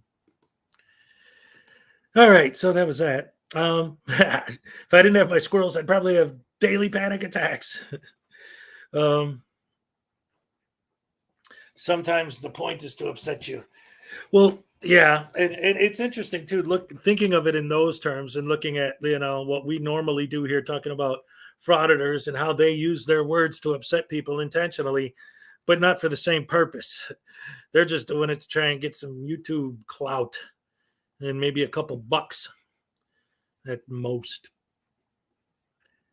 Anyway, what else we got going on tonight? How you guys doing? It's Halloween. It's still Halloween. Although technically it's midnight here on the East Coast. I know it's still Halloween for you guys. That was good. Thank you, Dark Soul. Thank you very much.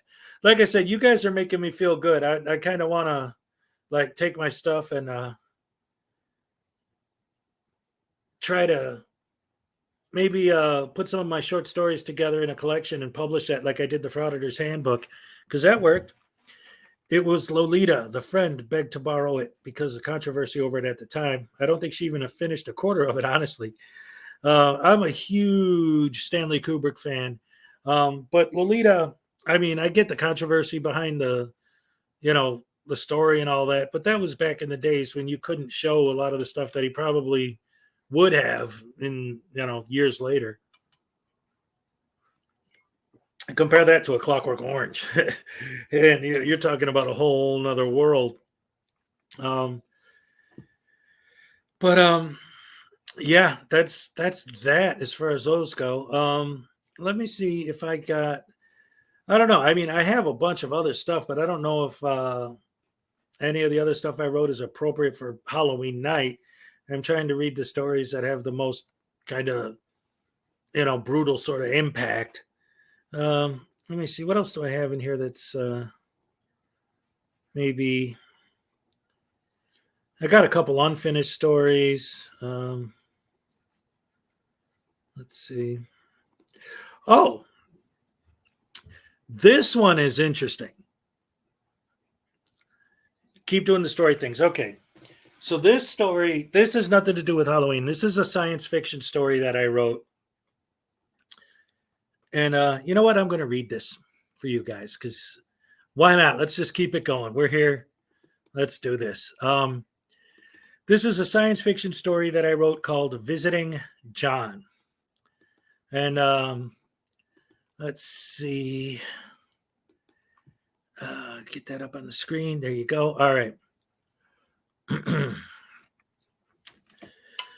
Just like the old man in that book by Nabokov. Don't stand so don't. Okay, you know what though? I'm gonna play something real quick, just for a second, because if I'm gonna be reading out loud, I'm gonna need more to drink, so that I don't, blow my throat out while trying to just keep talking. So let's see. You know what I'm gonna do? It's just gonna be a minute that I'm gonna be gone, just long enough to fill my cup. Probably not even one song. So I'm gonna go back to the for those of you who didn't see it, the last Halloween video I did a few years ago. And I'll just go ahead and show you some bits and pieces of that. Let's see.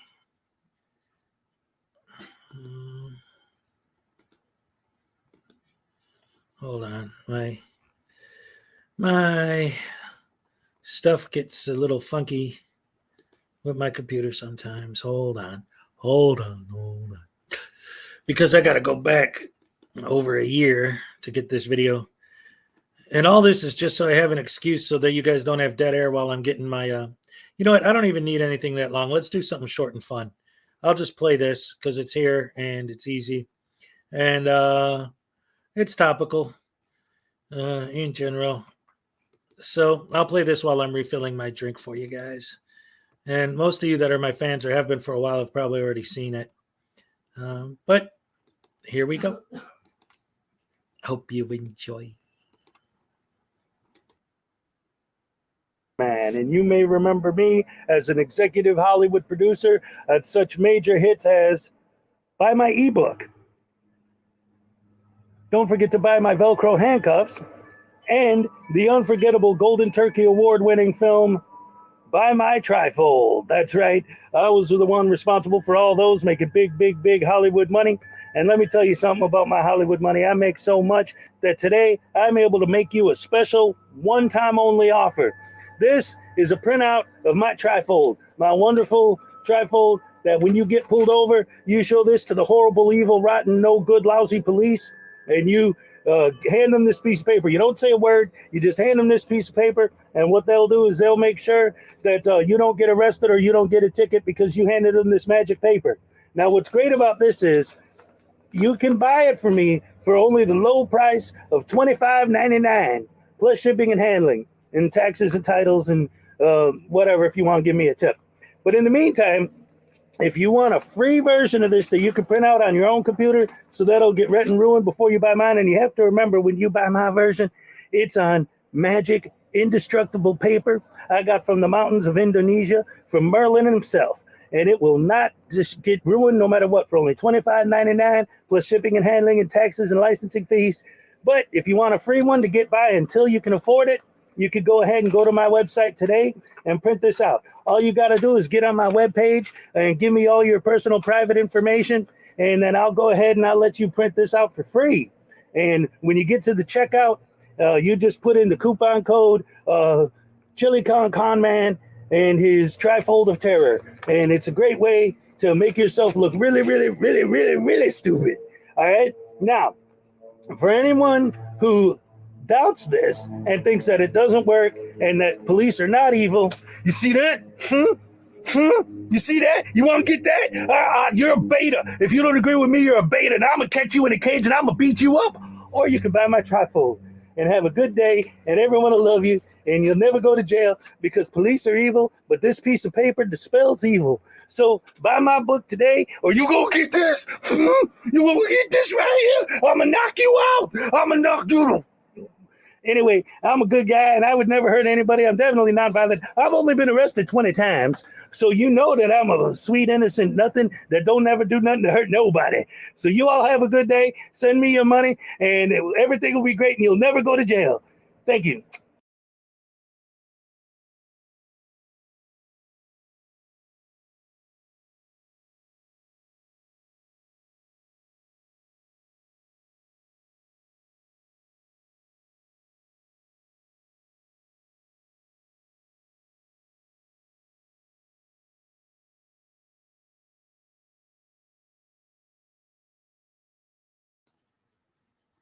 I'm here now. Okay. So I'm back. Yeah, I got my drink all refilled, ready to go. Again, like I was gonna, I'm not still muted, am I? I know there's a delay. Oh, yeah, there's a delay. Yes, this is fresh.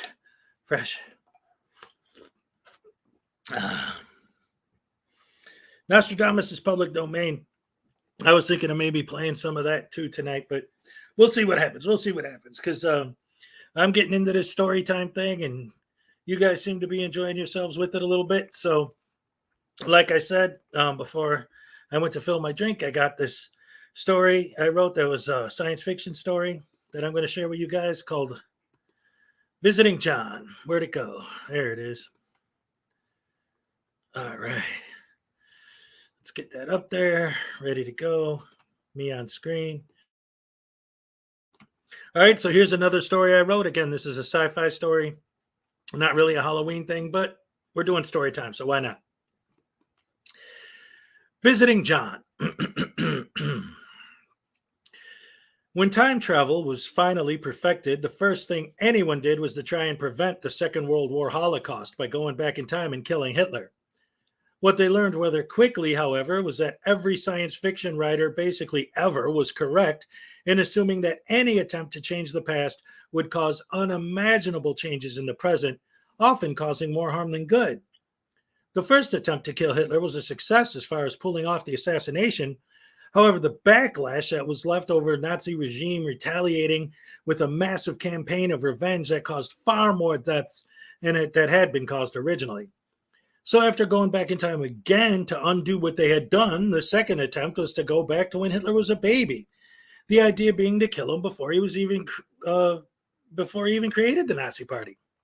Well, as it turns out, Running around turn of the century Europe attempting to kill babies is not an easy task. History, after all, does not record every single moment of his life for a time traveler to know exactly where he's going to be and when. And for a short while after that, there were several more attempts and plans, including having someone go back to encourage him to focus on his painting instead of politics. And the most far reaching of all the plans, including an attempt to assassinate the author of the Protocols of the Elders of Zion.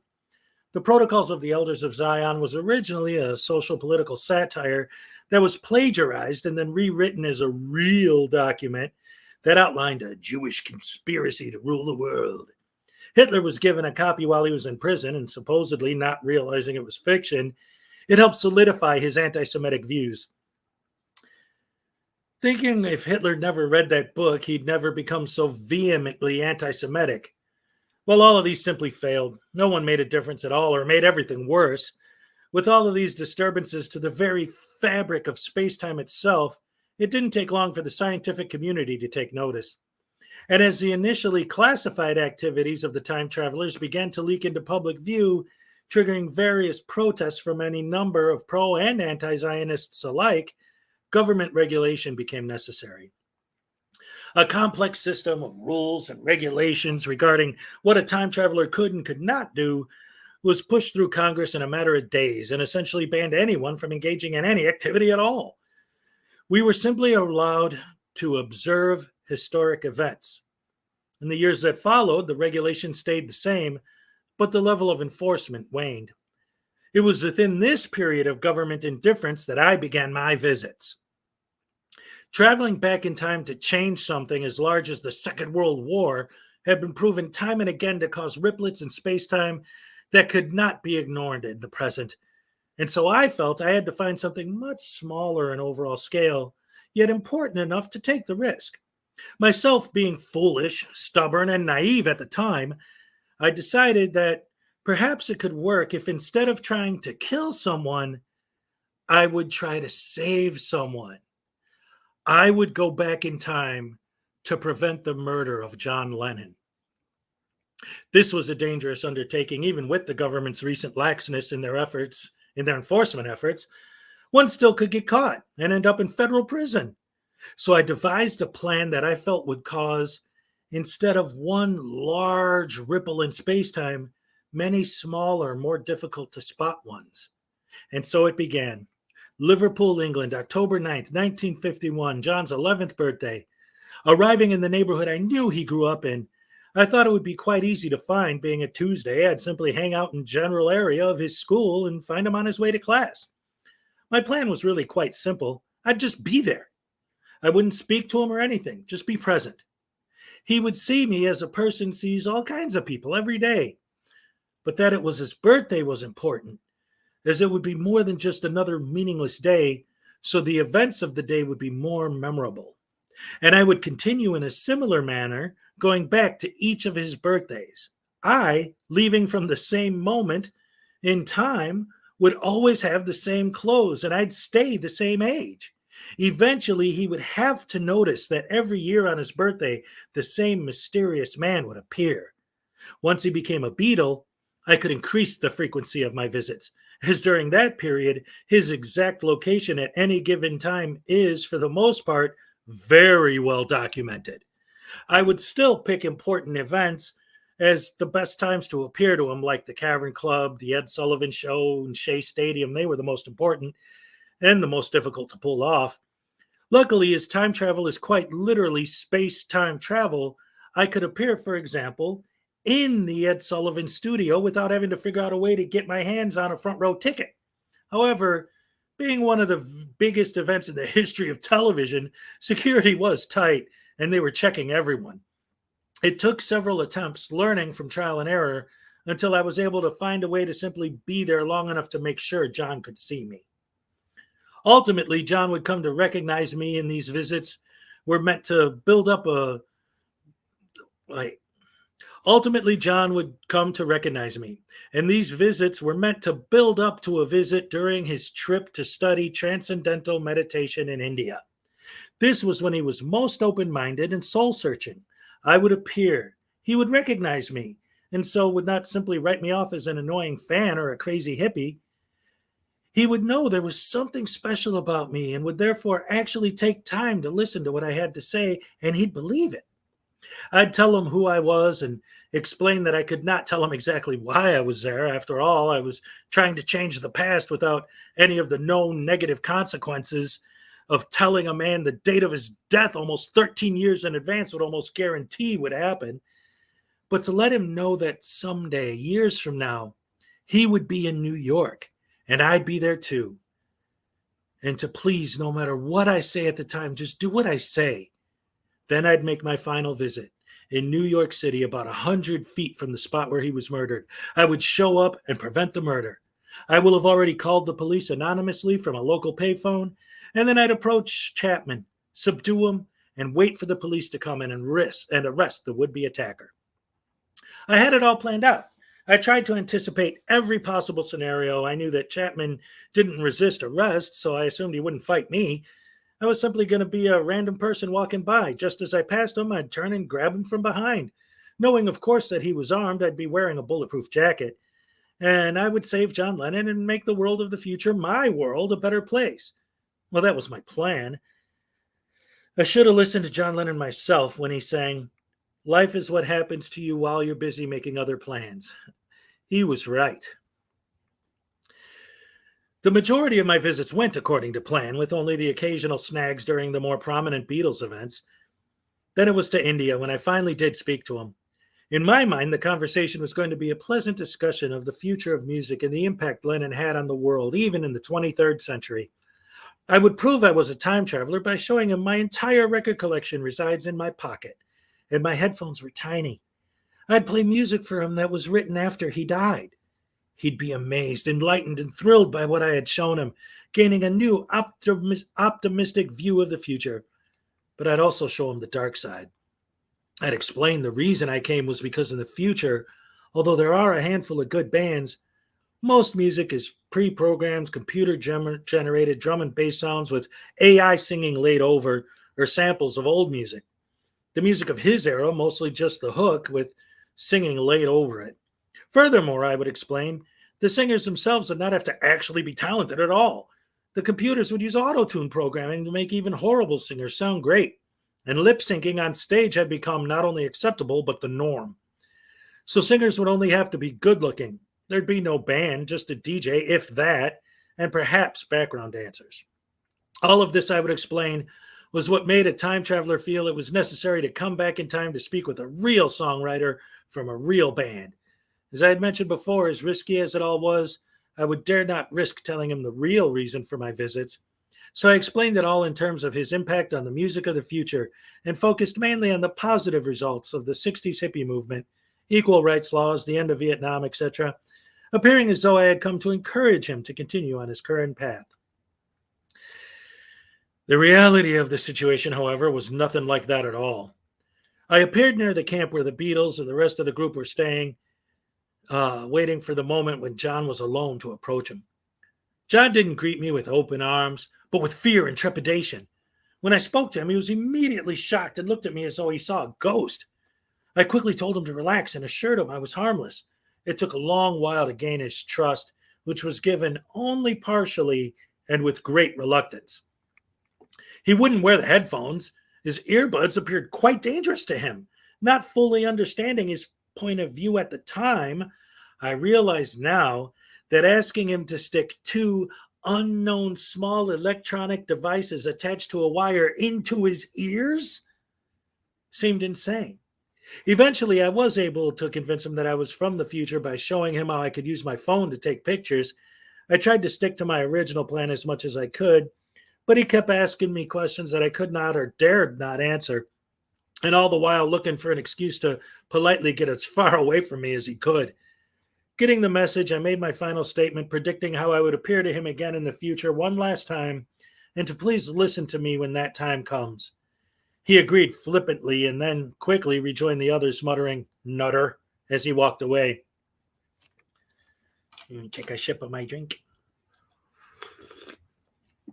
Though not quite what I had in mind, nothing in life ever really goes the way you imagine it, and I did manage to plant the seeds for my final visit. So I went ahead as planned. Next stop, the Dakota, December 8th, 1980, New York City. I arrived at 10:30 p.m., 19 minutes before the time of the murder. Chapman wasn't there. I looked for a payphone, assuming they were literally everywhere back in those days. Well, apparently they were not. 10:35, no Chapman. 10:40, 10:45, 11. 11 minutes after the murder, no Chapman, no Lennon, no Ono. I began to fear my visit to India had changed something after all. This was not at all what was supposed to happen. I traveled back to my own time. As soon as I arrived, I did a search for the history of John Lennon. I did succeed in stopping the murder, but what I had caused instead, well, it seems that my previous visits had disturbed him so deeply his whole life. Having grown up without his father, a mysterious man appearing to him always on important days in his life had him sometimes believing he was seeing some kind of spirit sent by his father to watch over him. Other times believing that he'd imagined it all, convincing himself it was a recurring dream. When I arrived in India, I was correct in thinking it was the most open-minded time of his life, but it was also his most psychologically vulnerable. His already fragile psyche, made even more so by my visits, broke that day. His friends at first thought he was joking, but he insisted it was real. He became obsessed with it. I failed to take into account also the fact that he was still grieving the recent death of Brian Epstein just as I had arrived. His failing marriage and burgeoning relationship with Yoko Ono all were weighing heavily upon him when I showed up. The proverbial straw that broke the camel's back, as it were.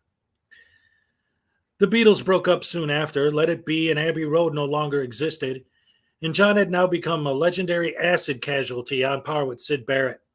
The main difference, however, is that Syd lived his life after Pink Floyd quietly in his home, while John's life after the Beatles was a constant battle with addiction, spent mostly in rehab facilities and mental institutions. He died alone in the mid-1990s. The fact that the song Imagine no longer existed itself was reason enough for the FBI to seek me out. Following standard procedure, they went back to before I left for my first visit and arrested me then. It was always difficult for them to get a conviction on someone for doing something that hadn't been done yet, but the complexity of the computer records were sophisticated enough, and my lawyer crappy enough, to ensure I would receive the maximum penalty. In the end, the entire time travel industry took a massive hit, being banned outright in several states. There's still those who argue that we travelers have caused enough rifts in the space-time continuum itself to justify a global ban on time travel. Myself, I gave up on it altogether, having found that focusing on changing the past instead of learning from it only serves to lead one to miss out on what they have in the present. So that's it. It's like listening to Mr. Ballin. I've been balling all night long. Yes, yes, yes. Well, I don't know if that's a compliment, but thank you. Thank you very much. Yeah, yeah. Yeah. Happy Halloween, everybody.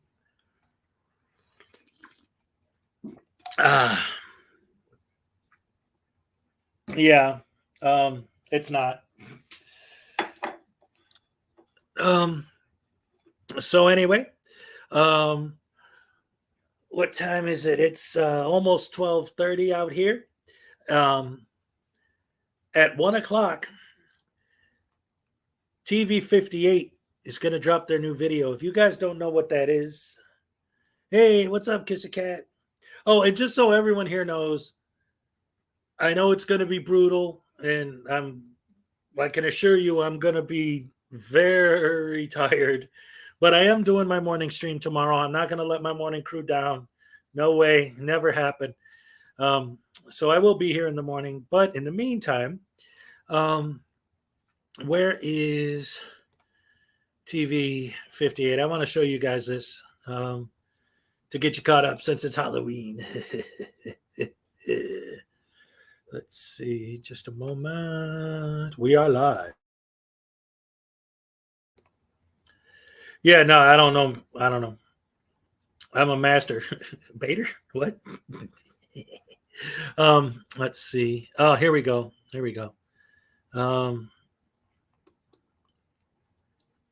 All right, premieres in 37 minutes. So let me show you guys what I'm talking about here. Let me pull it up real quick. Okay. Let me get this on the screen. Yeah, I don't know what Mr. Ballin is. I have no idea. Expert at the very least. Cool. It's good to be compared to an expert of something, I guess. All right. So that's not the one I wanted to do. Well, I mean, it is, but it's not. Hold on. Dag nabbit. We're live, ladies and gentlemen. We're live. The mistakes are going to happen. Okay. So what you're looking at here is Local 58 TV. This is a YouTube channel that their videos, and they have, let's see, how many videos have they put up ever? 1, 2, 3, 4, 5, 6, 7, 8, 9, 10. 10 videos in 5 years. Within the course of 5 years, they put 10 videos up. The thing is, these videos are made as if they are like a VHS recording of an old VHS recording of a TV show from like the 1980s or something. But it's always something really weird. And the videos are only like a minute or two long, but they're always really creepy. And if you watch them all in order, they're telling like a sort of story. But again, they've only released 10 videos in the last 5 years. So it's very rare that you get a new video from them. And tonight at midnight Central, 1 hour in my time here in the East Coast, they're premiering their new video. So I'm going to watch it with you guys. I thought that'd be a cool way to do that to end the Halloween thing. But just to give you guys some kind of idea of what sort of thing this is, I'm going to show a couple of their earlier videos, and especially, actually, now that I think about it, let's see, it's a half an hour before their next video. And since their videos are only a couple minutes long each, I could probably show all of them just to get you guys caught up before the new one comes, and we can all watch the new one live. So let's go ahead and do that because it's Halloween, so why not? And here is their very first they ever posted. All right.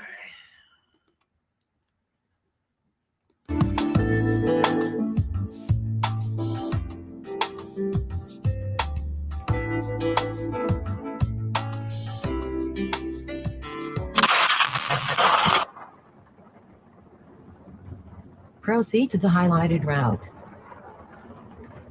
Continue on Holbrook Park Drive, then in 500 feet turn right onto North 38th Street. You will arrive at your destination in 2 hours and 28 minutes.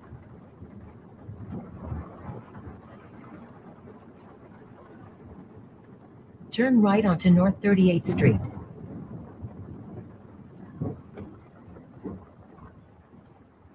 In a quarter mile, turn left onto Merritt Parkway. You are on the fastest available route.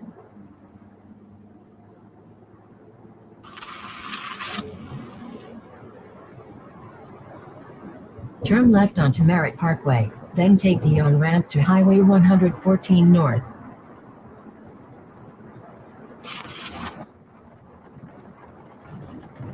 Traffic ahead, rerouting. In 10 miles, take exit 17, then turn right onto Quarry Utility Road South. You are on the fastest route.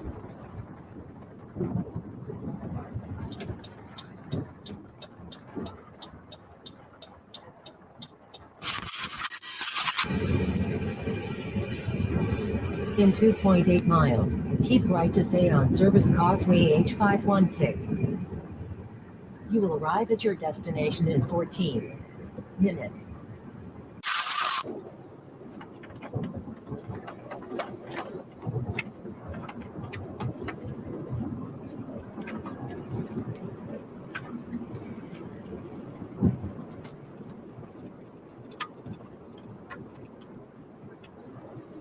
Rerouting. Make a U-turn. Head east for 1/4 of a mile, then follow signs for do not enter.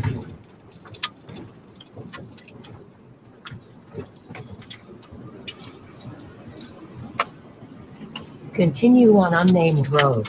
Then, in 300 feet, turn off your headlights.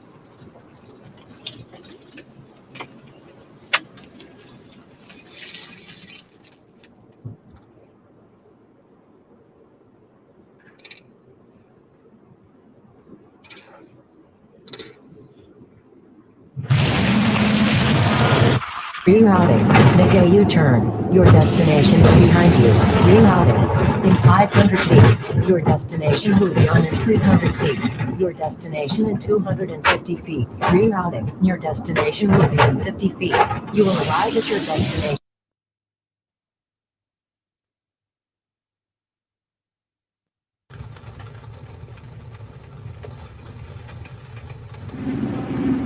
You have arrived.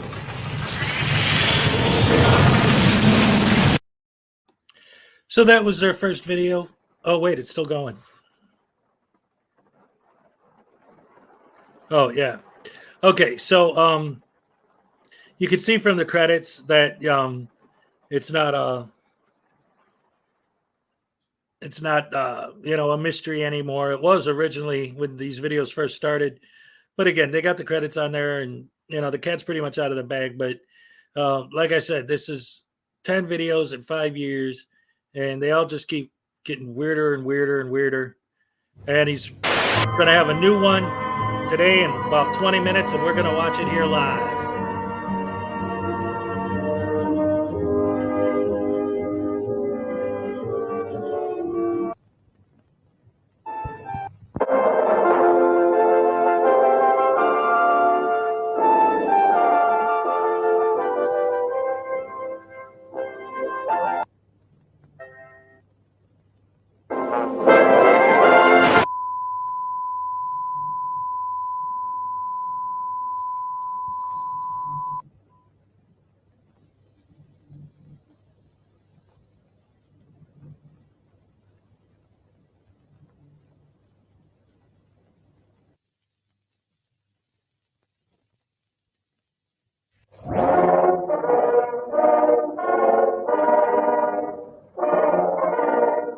In case you can't see it, the worst has come to pass.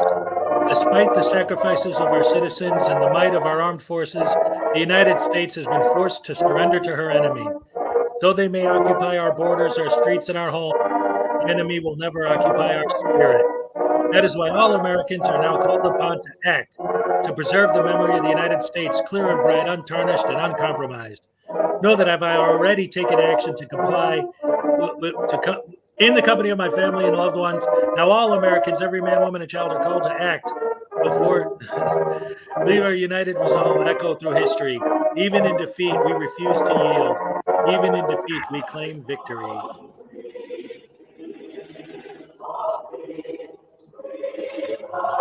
Honor liberty by taking the final and greatest liberty of all. Use the method most available to you now. Your courage will inspire others. There is nothing to fear. Access to a loaded firearm is ideal. Place the muzzle, whole of gun unwrapped in your mouth and pull the trigger. Your local law enforcement has been ordered to ensure you're compliant. The victory position, face up on the lawn, feet together. Tend to them before yourself.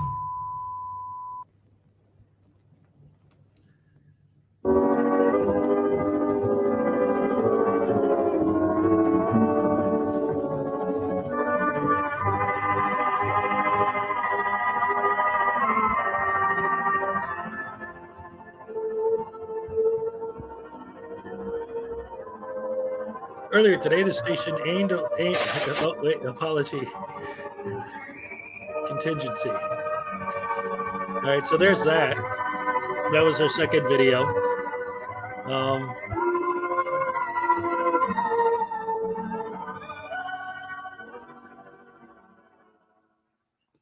And so they kept it up. Let's see, we got still quite a while before their next one. So let's see. Here's their third video from 4 years ago.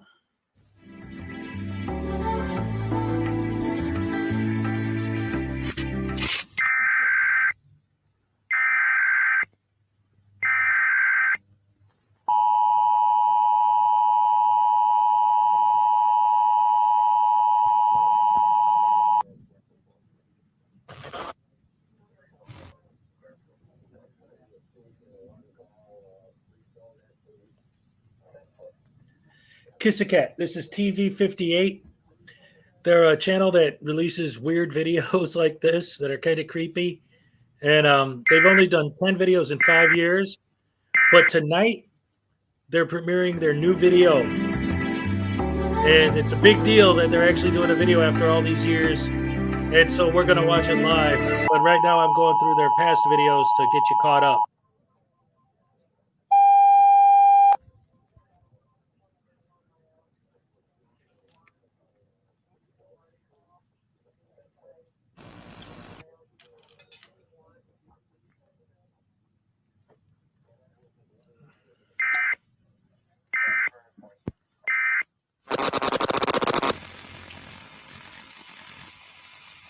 You can read this. Look at the moon.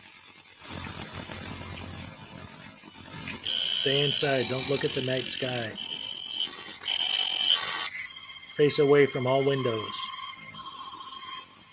Avoid mirrors. Do not look up.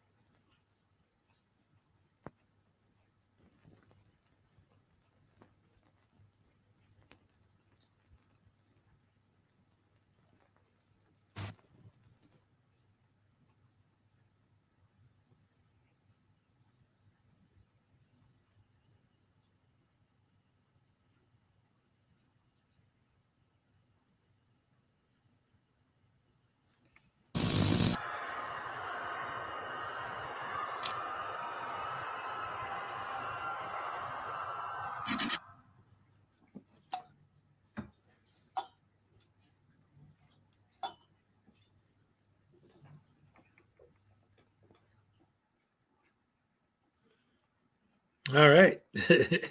See, they just post these weird videos. And again, it's been so long since they posted. I'm looking forward. I think this one's 19 seconds long.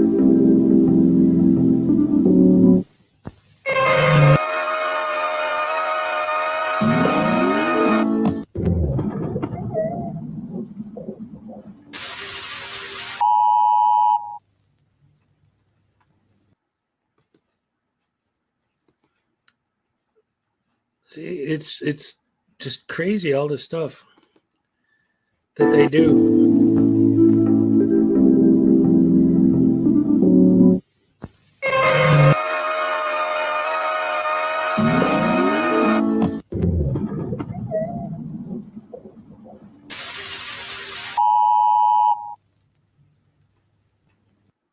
Oh, I already played that one.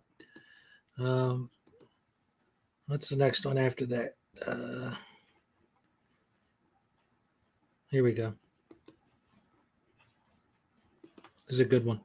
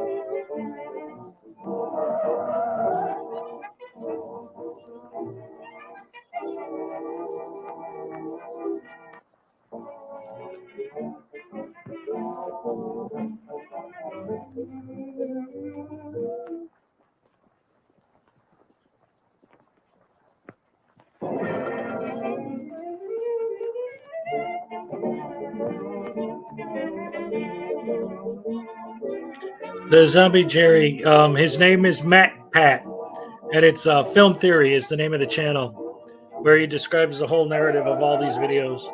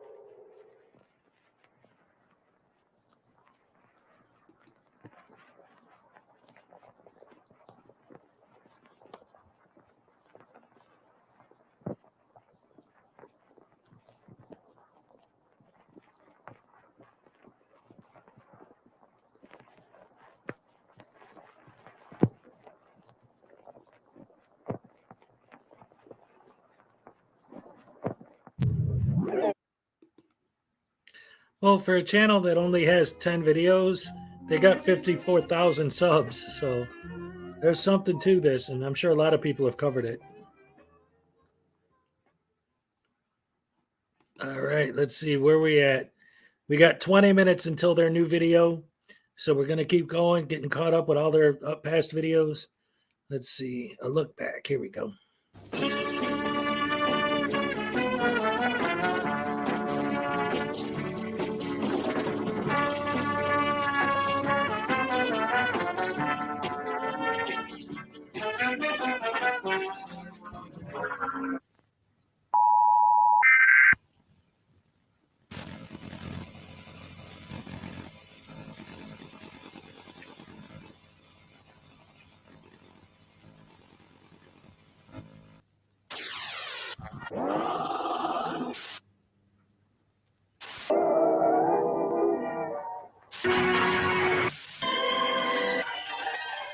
Your destination has moved.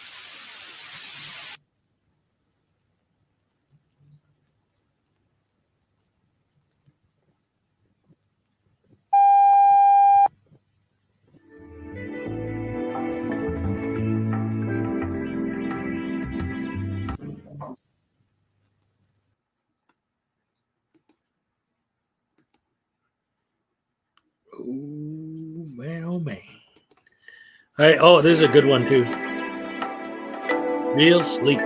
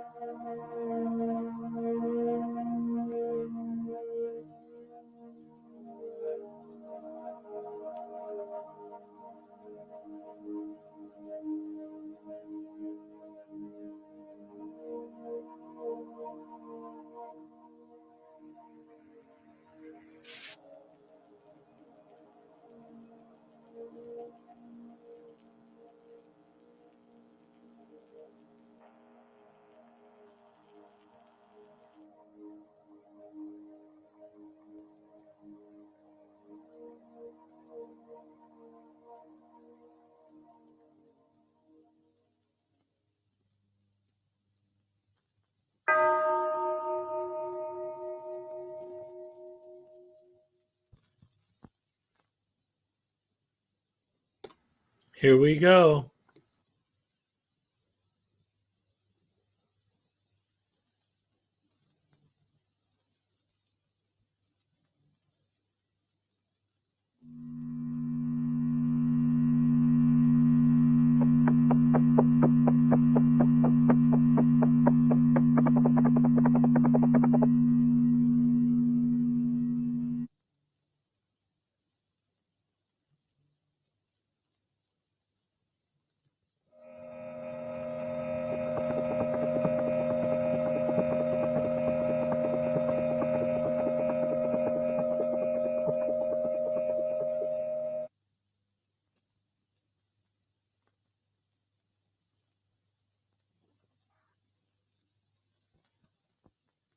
There are no faces.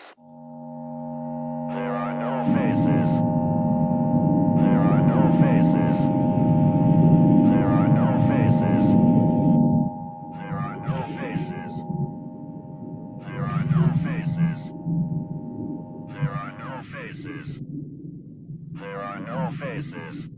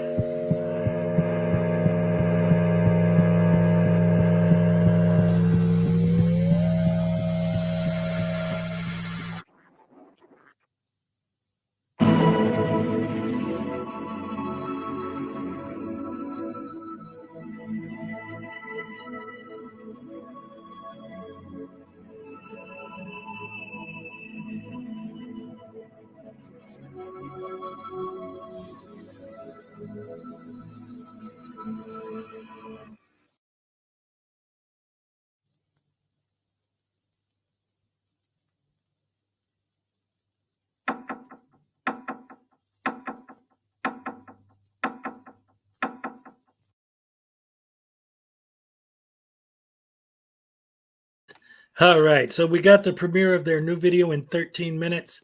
There should be enough time to watch at least. Let's see, because again, their videos are short. And there's let's see, we got, yeah, we could get all caught up because there's only 2 more and they're less than 10 minutes. And the premiere is in 13 minutes. So we could watch them all, get all caught up, and then watch the new one live.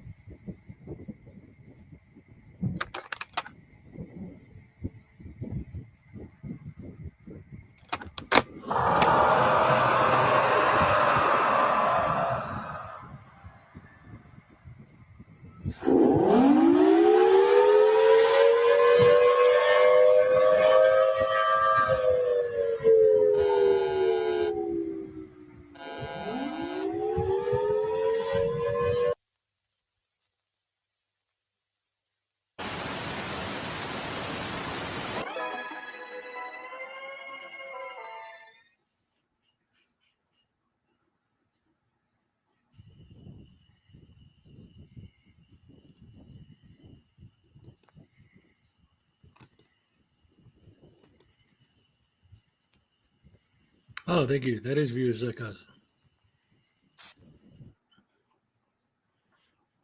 All right. So we got one more. This was 1 year ago. Again, 10 videos in 5 years. The last time he posted was a year ago, which is why the fact that his premiere is tonight is such a big deal. If you follow this channel, this is great that he's doing this after a full year. Again, it's only going to be a couple minutes, but we're going to see this is the last one he did a year ago, and then we're going to wait for the premiere of the new one. Very same house, very same room.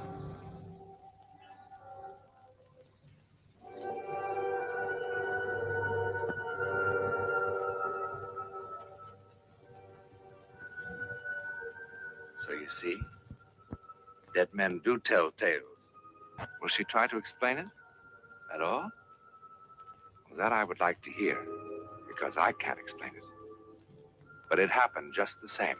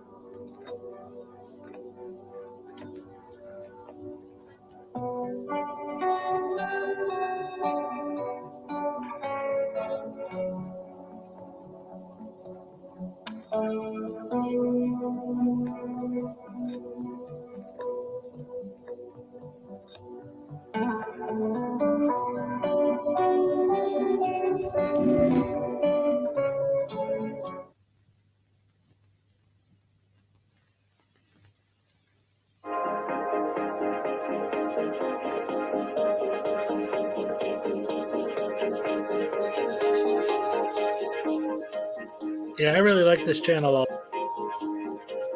That's why, like I said, when I heard they were premiering a new video tonight, I got very excited.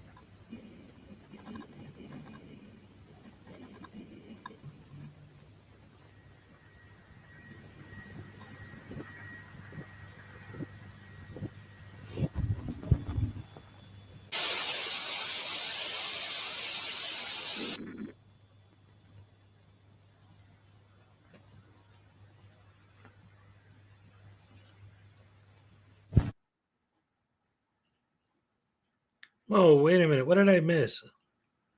Mitch, you said something that offended somebody?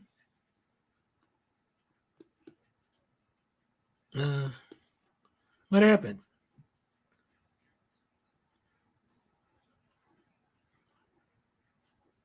Oh, I think they were joking with you, dude. Um, no, yeah, this is Local 58 TV. And they are this channel. It's actually a professional filmmaker guy. He just posted this channel like randomly with these random videos. His channel's been here for 5 years, but he's only got 10 videos total, and they're all only a couple minutes long. And the reason why I'm doing this is because today they are going to premiere their new video. It's been over a year since their last video, and this is going to be hopefully amazing. So let's hope this is a good one. The premiere starts in 3 minutes.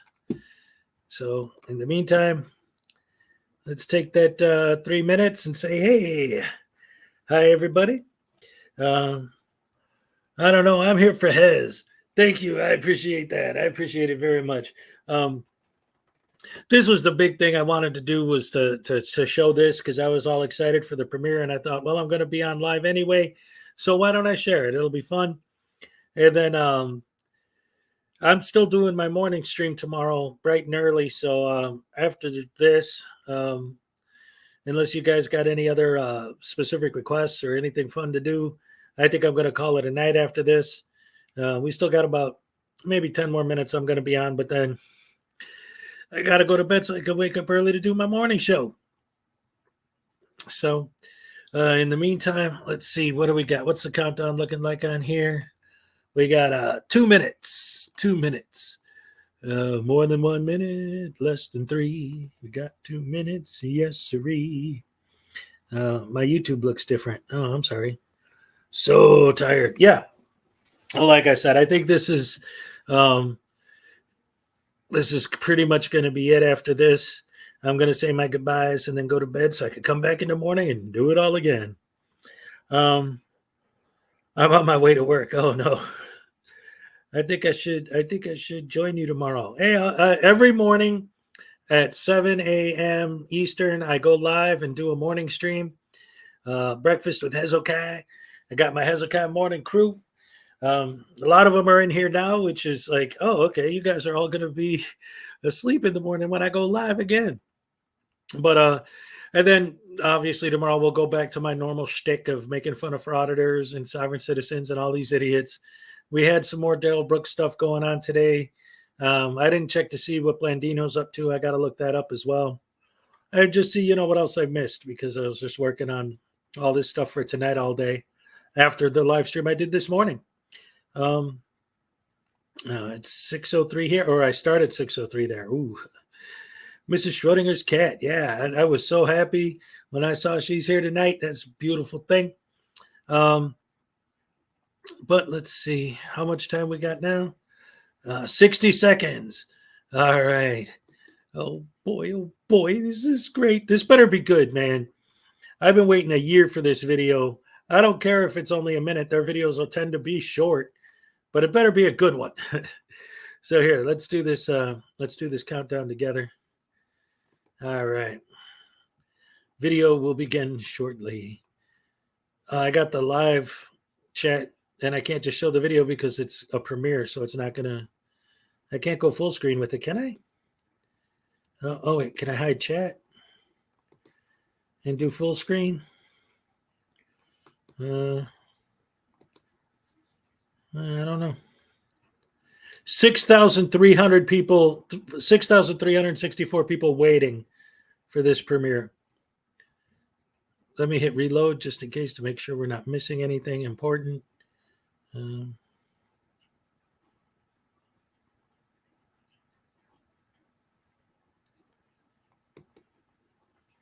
Wow. Look at that, man. They haven't released a video in over a year. 549,000 subscribers. Almost 7,000 people watching right now. Here we go. Yes.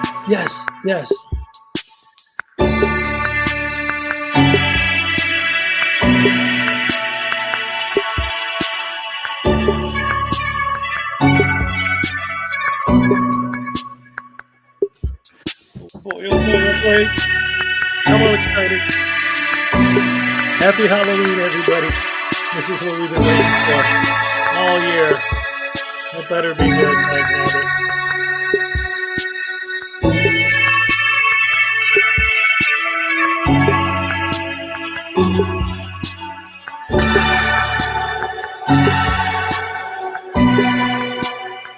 I hate this generic countdown, by the way. When I do my premieres, I never use it. That is terrible. Come on.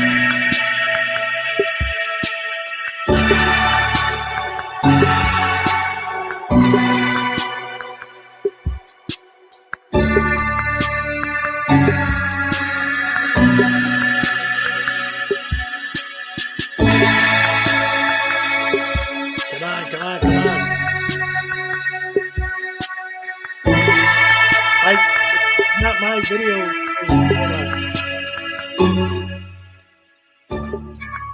Is that better? What is this? Another countdown? This is the live premiere of 58 TV's new video. We're watching it live together because I've been waiting a year for this video. Dagnabbit. This is a big deal. They got almost 7,000 people, almost 8,000 watching now. 56,000 subscribers. Haven't released a video in a year, and this is their first new one. It's a big deal. It's only going to be a couple minutes long, and dagnabbit, I'm watching it. In fact, the countdown is probably going to be longer than the video itself, because most of their videos are like only 3 minutes long. But let's see what it is. Let's see.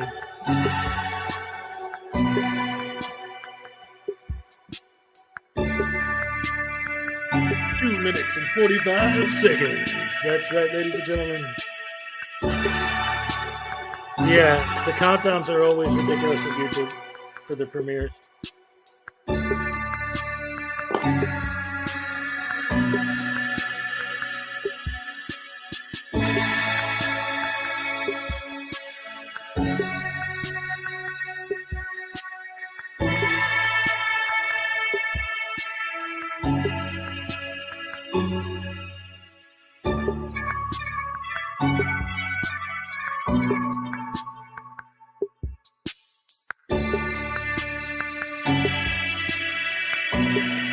All right, 2 minutes. I hope it's good.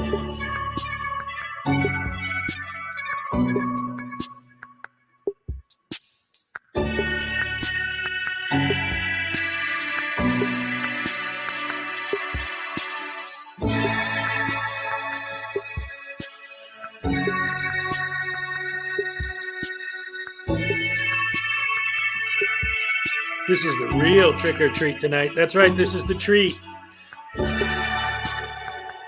All right.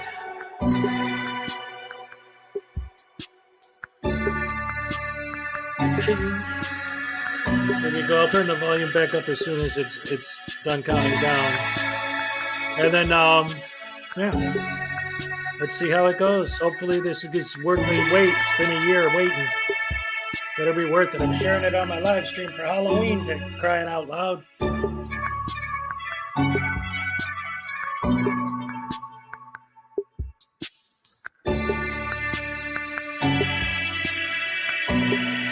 One more minute. As soon as it starts, I'm going to turn the audio up and I'm going to mute myself because I want to watch this too. Yeah, Kim, reading text can be really bad because without the context of inflection in the voice, you don't necessarily know how things mean something. All right, 20 seconds. Here we go.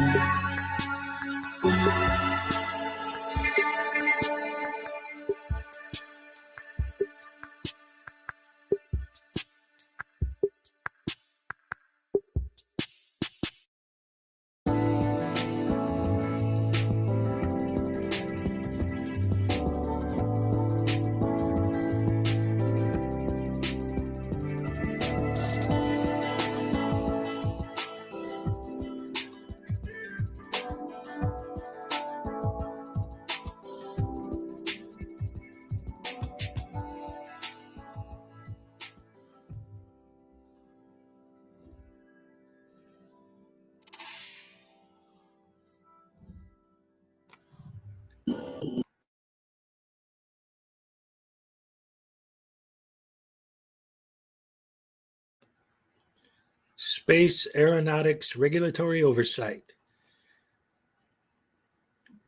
Cometary Lander Orbiter Survey Expedition Mission to 57838 Eldion, 1P206 Telesky. So he did his countdown to go to a countdown. Oh, man. So we waited a year. Now he's going to make us wait another 2 minutes.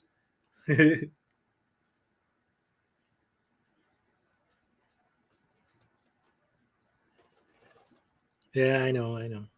But again, if you're not watching this, like we're watching the premiere, but when people just click on the regular video, they're just going to start at this countdown. So, yeah, I guess we got another couple of minutes to sit back, relax, and enjoy the show. I don't want to click out of it, though, because these guys do a lot of quick flashes and weird stuff, so I don't want to miss anything. I could always give you one of these real quick, though.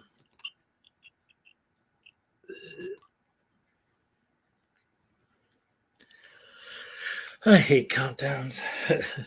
This video better be really, really, really good. Because after waiting a year and then waiting for the countdown and now another countdown, and his videos are usually only 3 minutes long, he's got a 2-minute countdown in the video.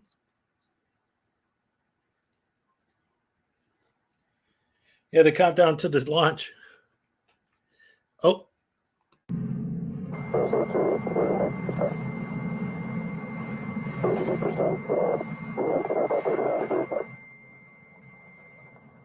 There is another countdown, landing in 25 minutes.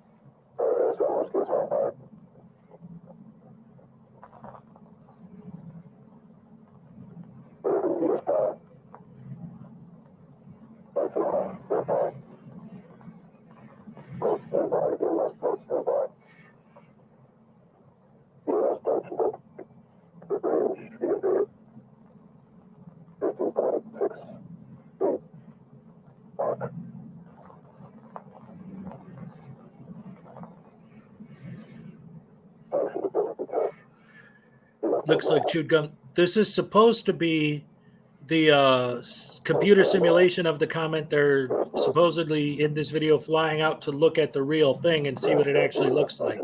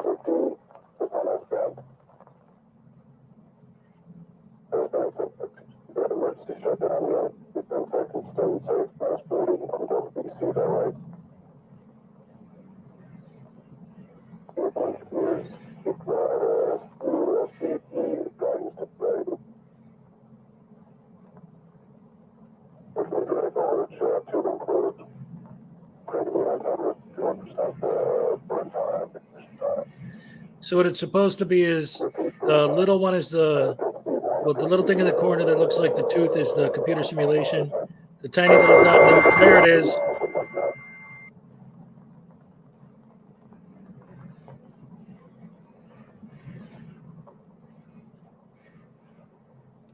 Now that's supposed to be the actual asteroid.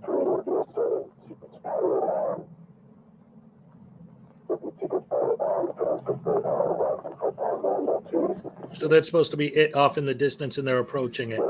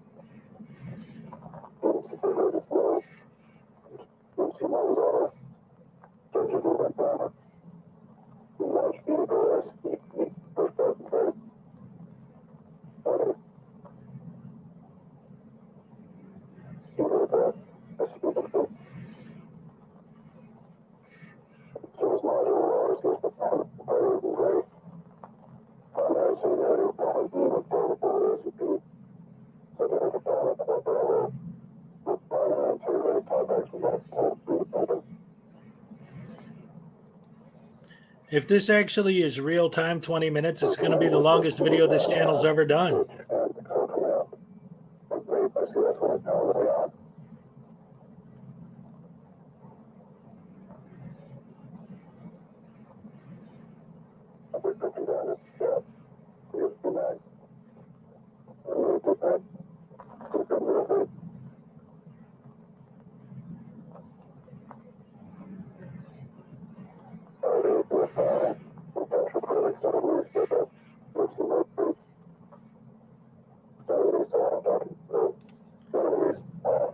Hey, Leland, it's not my video. It's premiering right now. I don't know what to expect.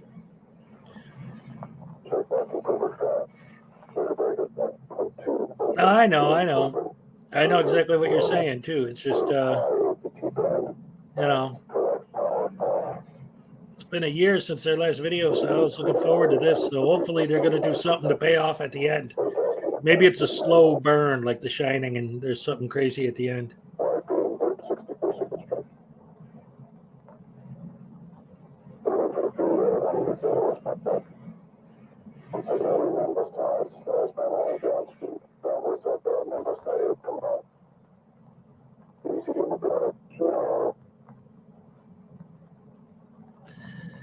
Plus, whatever this astronaut is saying is probably something important, but they purposely make it hard to understand so that people will go back and watch it over and over and study it and try and figure out what's going on.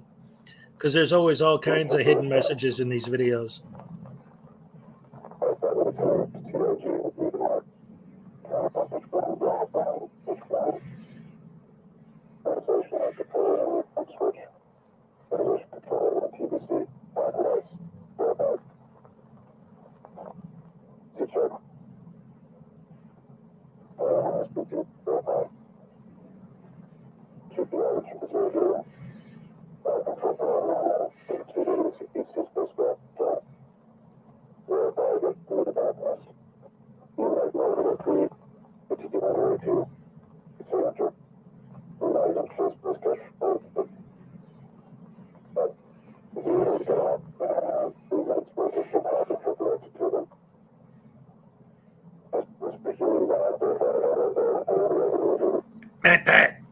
Film theory.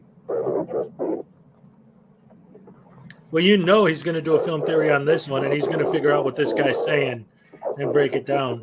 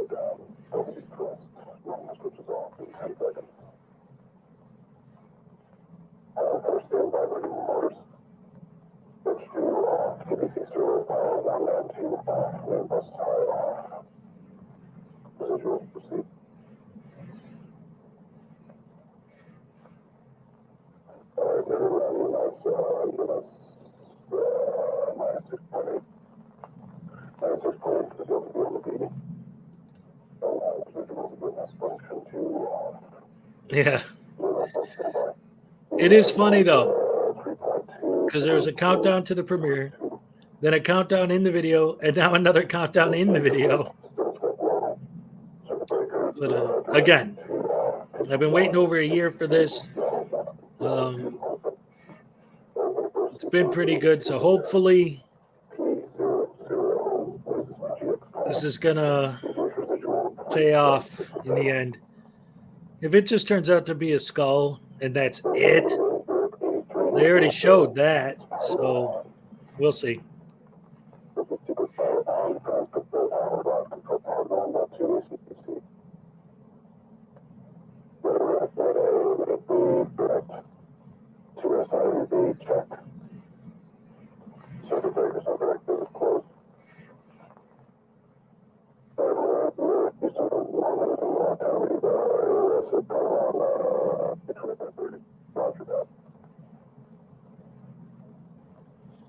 Well, at least it's realistic. Space travel is extremely boring because everything's so damn far away.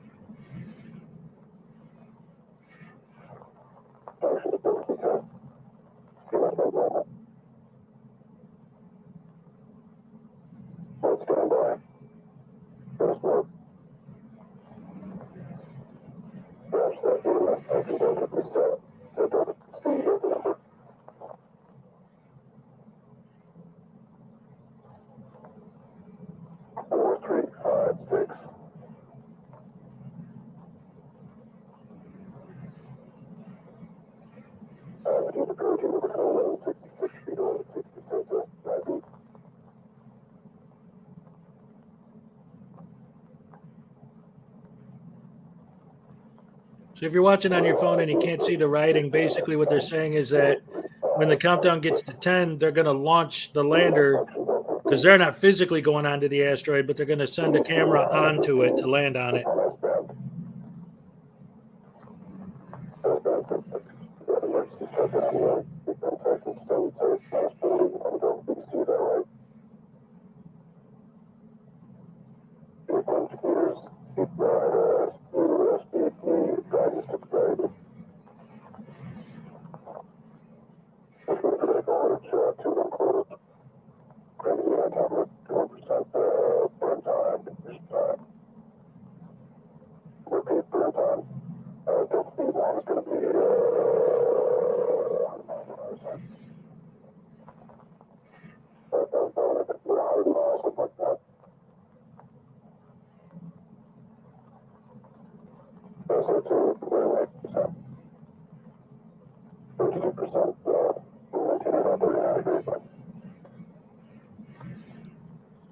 Yeah, the theory is that all these videos have something to do with aliens. It's been about 5 years. They've only done 10 videos in that time, but it seems like it's some kind of alien encounter thing. But we don't really know because they never finished the story.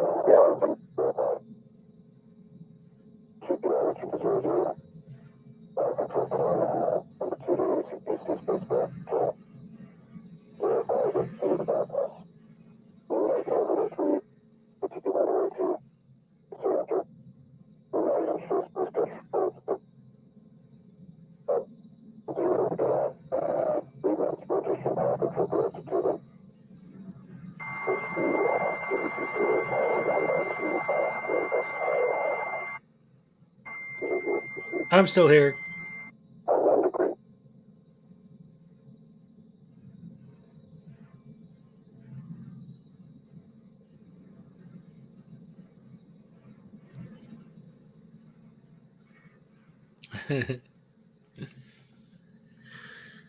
Leland keeps falling asleep.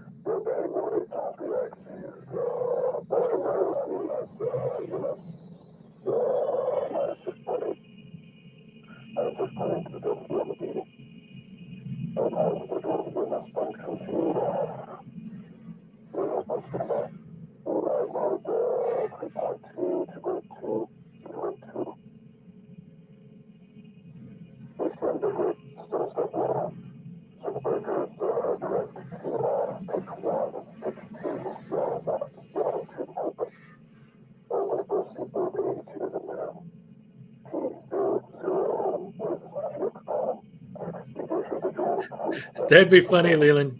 They land on the asteroid just for another countdown. Yeah.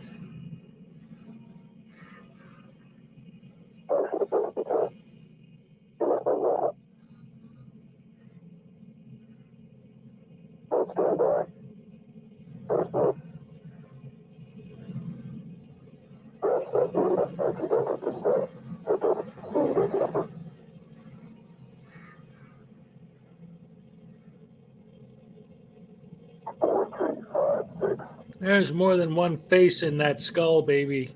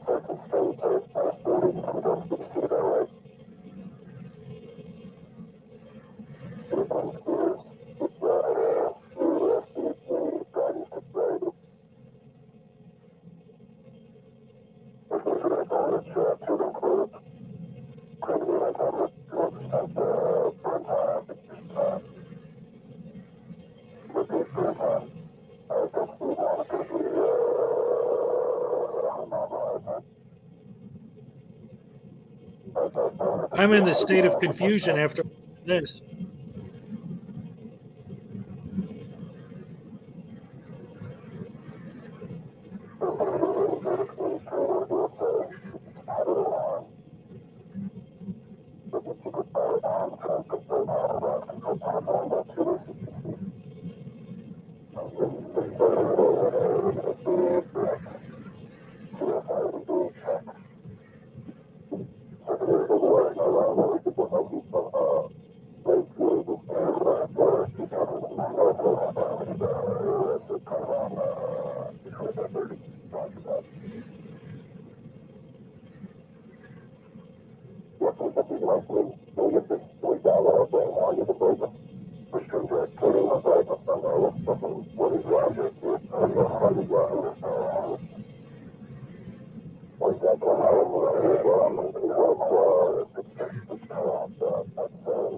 These videos are fun. That's why I love them.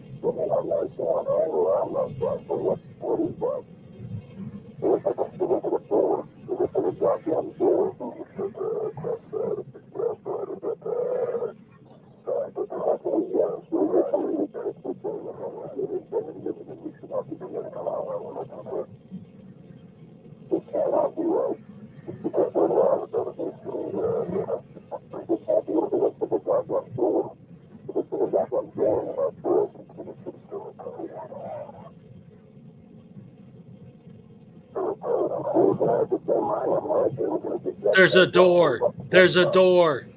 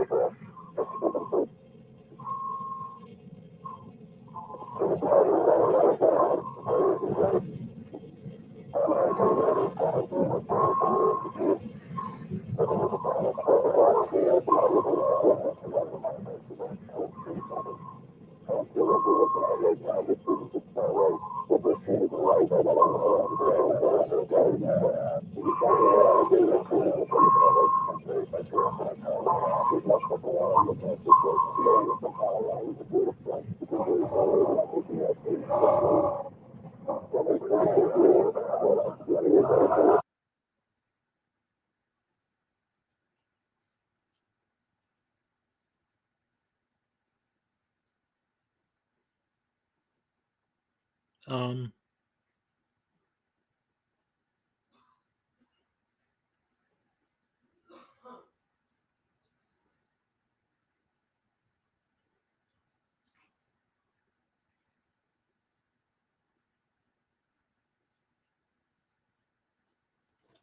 all right. So, for people who don't know, with this channel, the way their videos are created is like this is real footage, like found footage kind of a thing. So that's the deal. Oh, the door opened.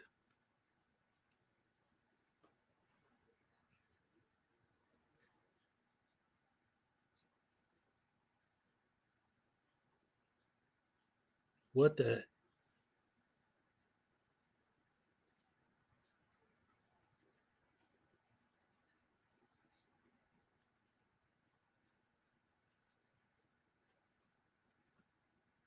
Oh, there you go. All right, so that was that. Um, Again, the idea is it's supposed to be, like this is real footage. Like they sent someone out to a asteroid, and here's the secret footage. We found it. And you get there, and there's a door, and then the lander lands and is filming the door, and then the door opens, and they fly. It took them 20 minutes to get to the asteroid, and after the door opened, it took them 2 seconds to be 1,000 miles away. So whatever that means, free ride, yes. All right, so there you go. Fun stuff. Again, if you look at it in terms of it's supposed to be legit real footage, that is kind of creepy. I didn't know what they were going to do. It was a live premiere. It just happened, and we watched it together. So there it is. And I'm sure over time, again, because there are people who study all of their videos and break down every detail, somebody somewhere is going to figure out what those garbled voices are saying. And it's probably going to be something very important. Anyway, thank you guys for joining me. Glad that y'all stayed with me this long. But it's almost 2 here, and I got to get up in a couple hours to do my morning stream. And I will be here at 7 a.m. as always for you guys. Anyway, thank you guys for coming out. Thank you for spending your Halloween night with me. Love you guys so much. I didn't dress up my gnome, but I always have him say goodbye at the end of my streams. So he's going to say goodbye one more time. Oh, there he is. Happy Halloween. All right. Good night, guys. See y'all in the morning, or some of you. Uh, oh, yeah, I'm all shook up.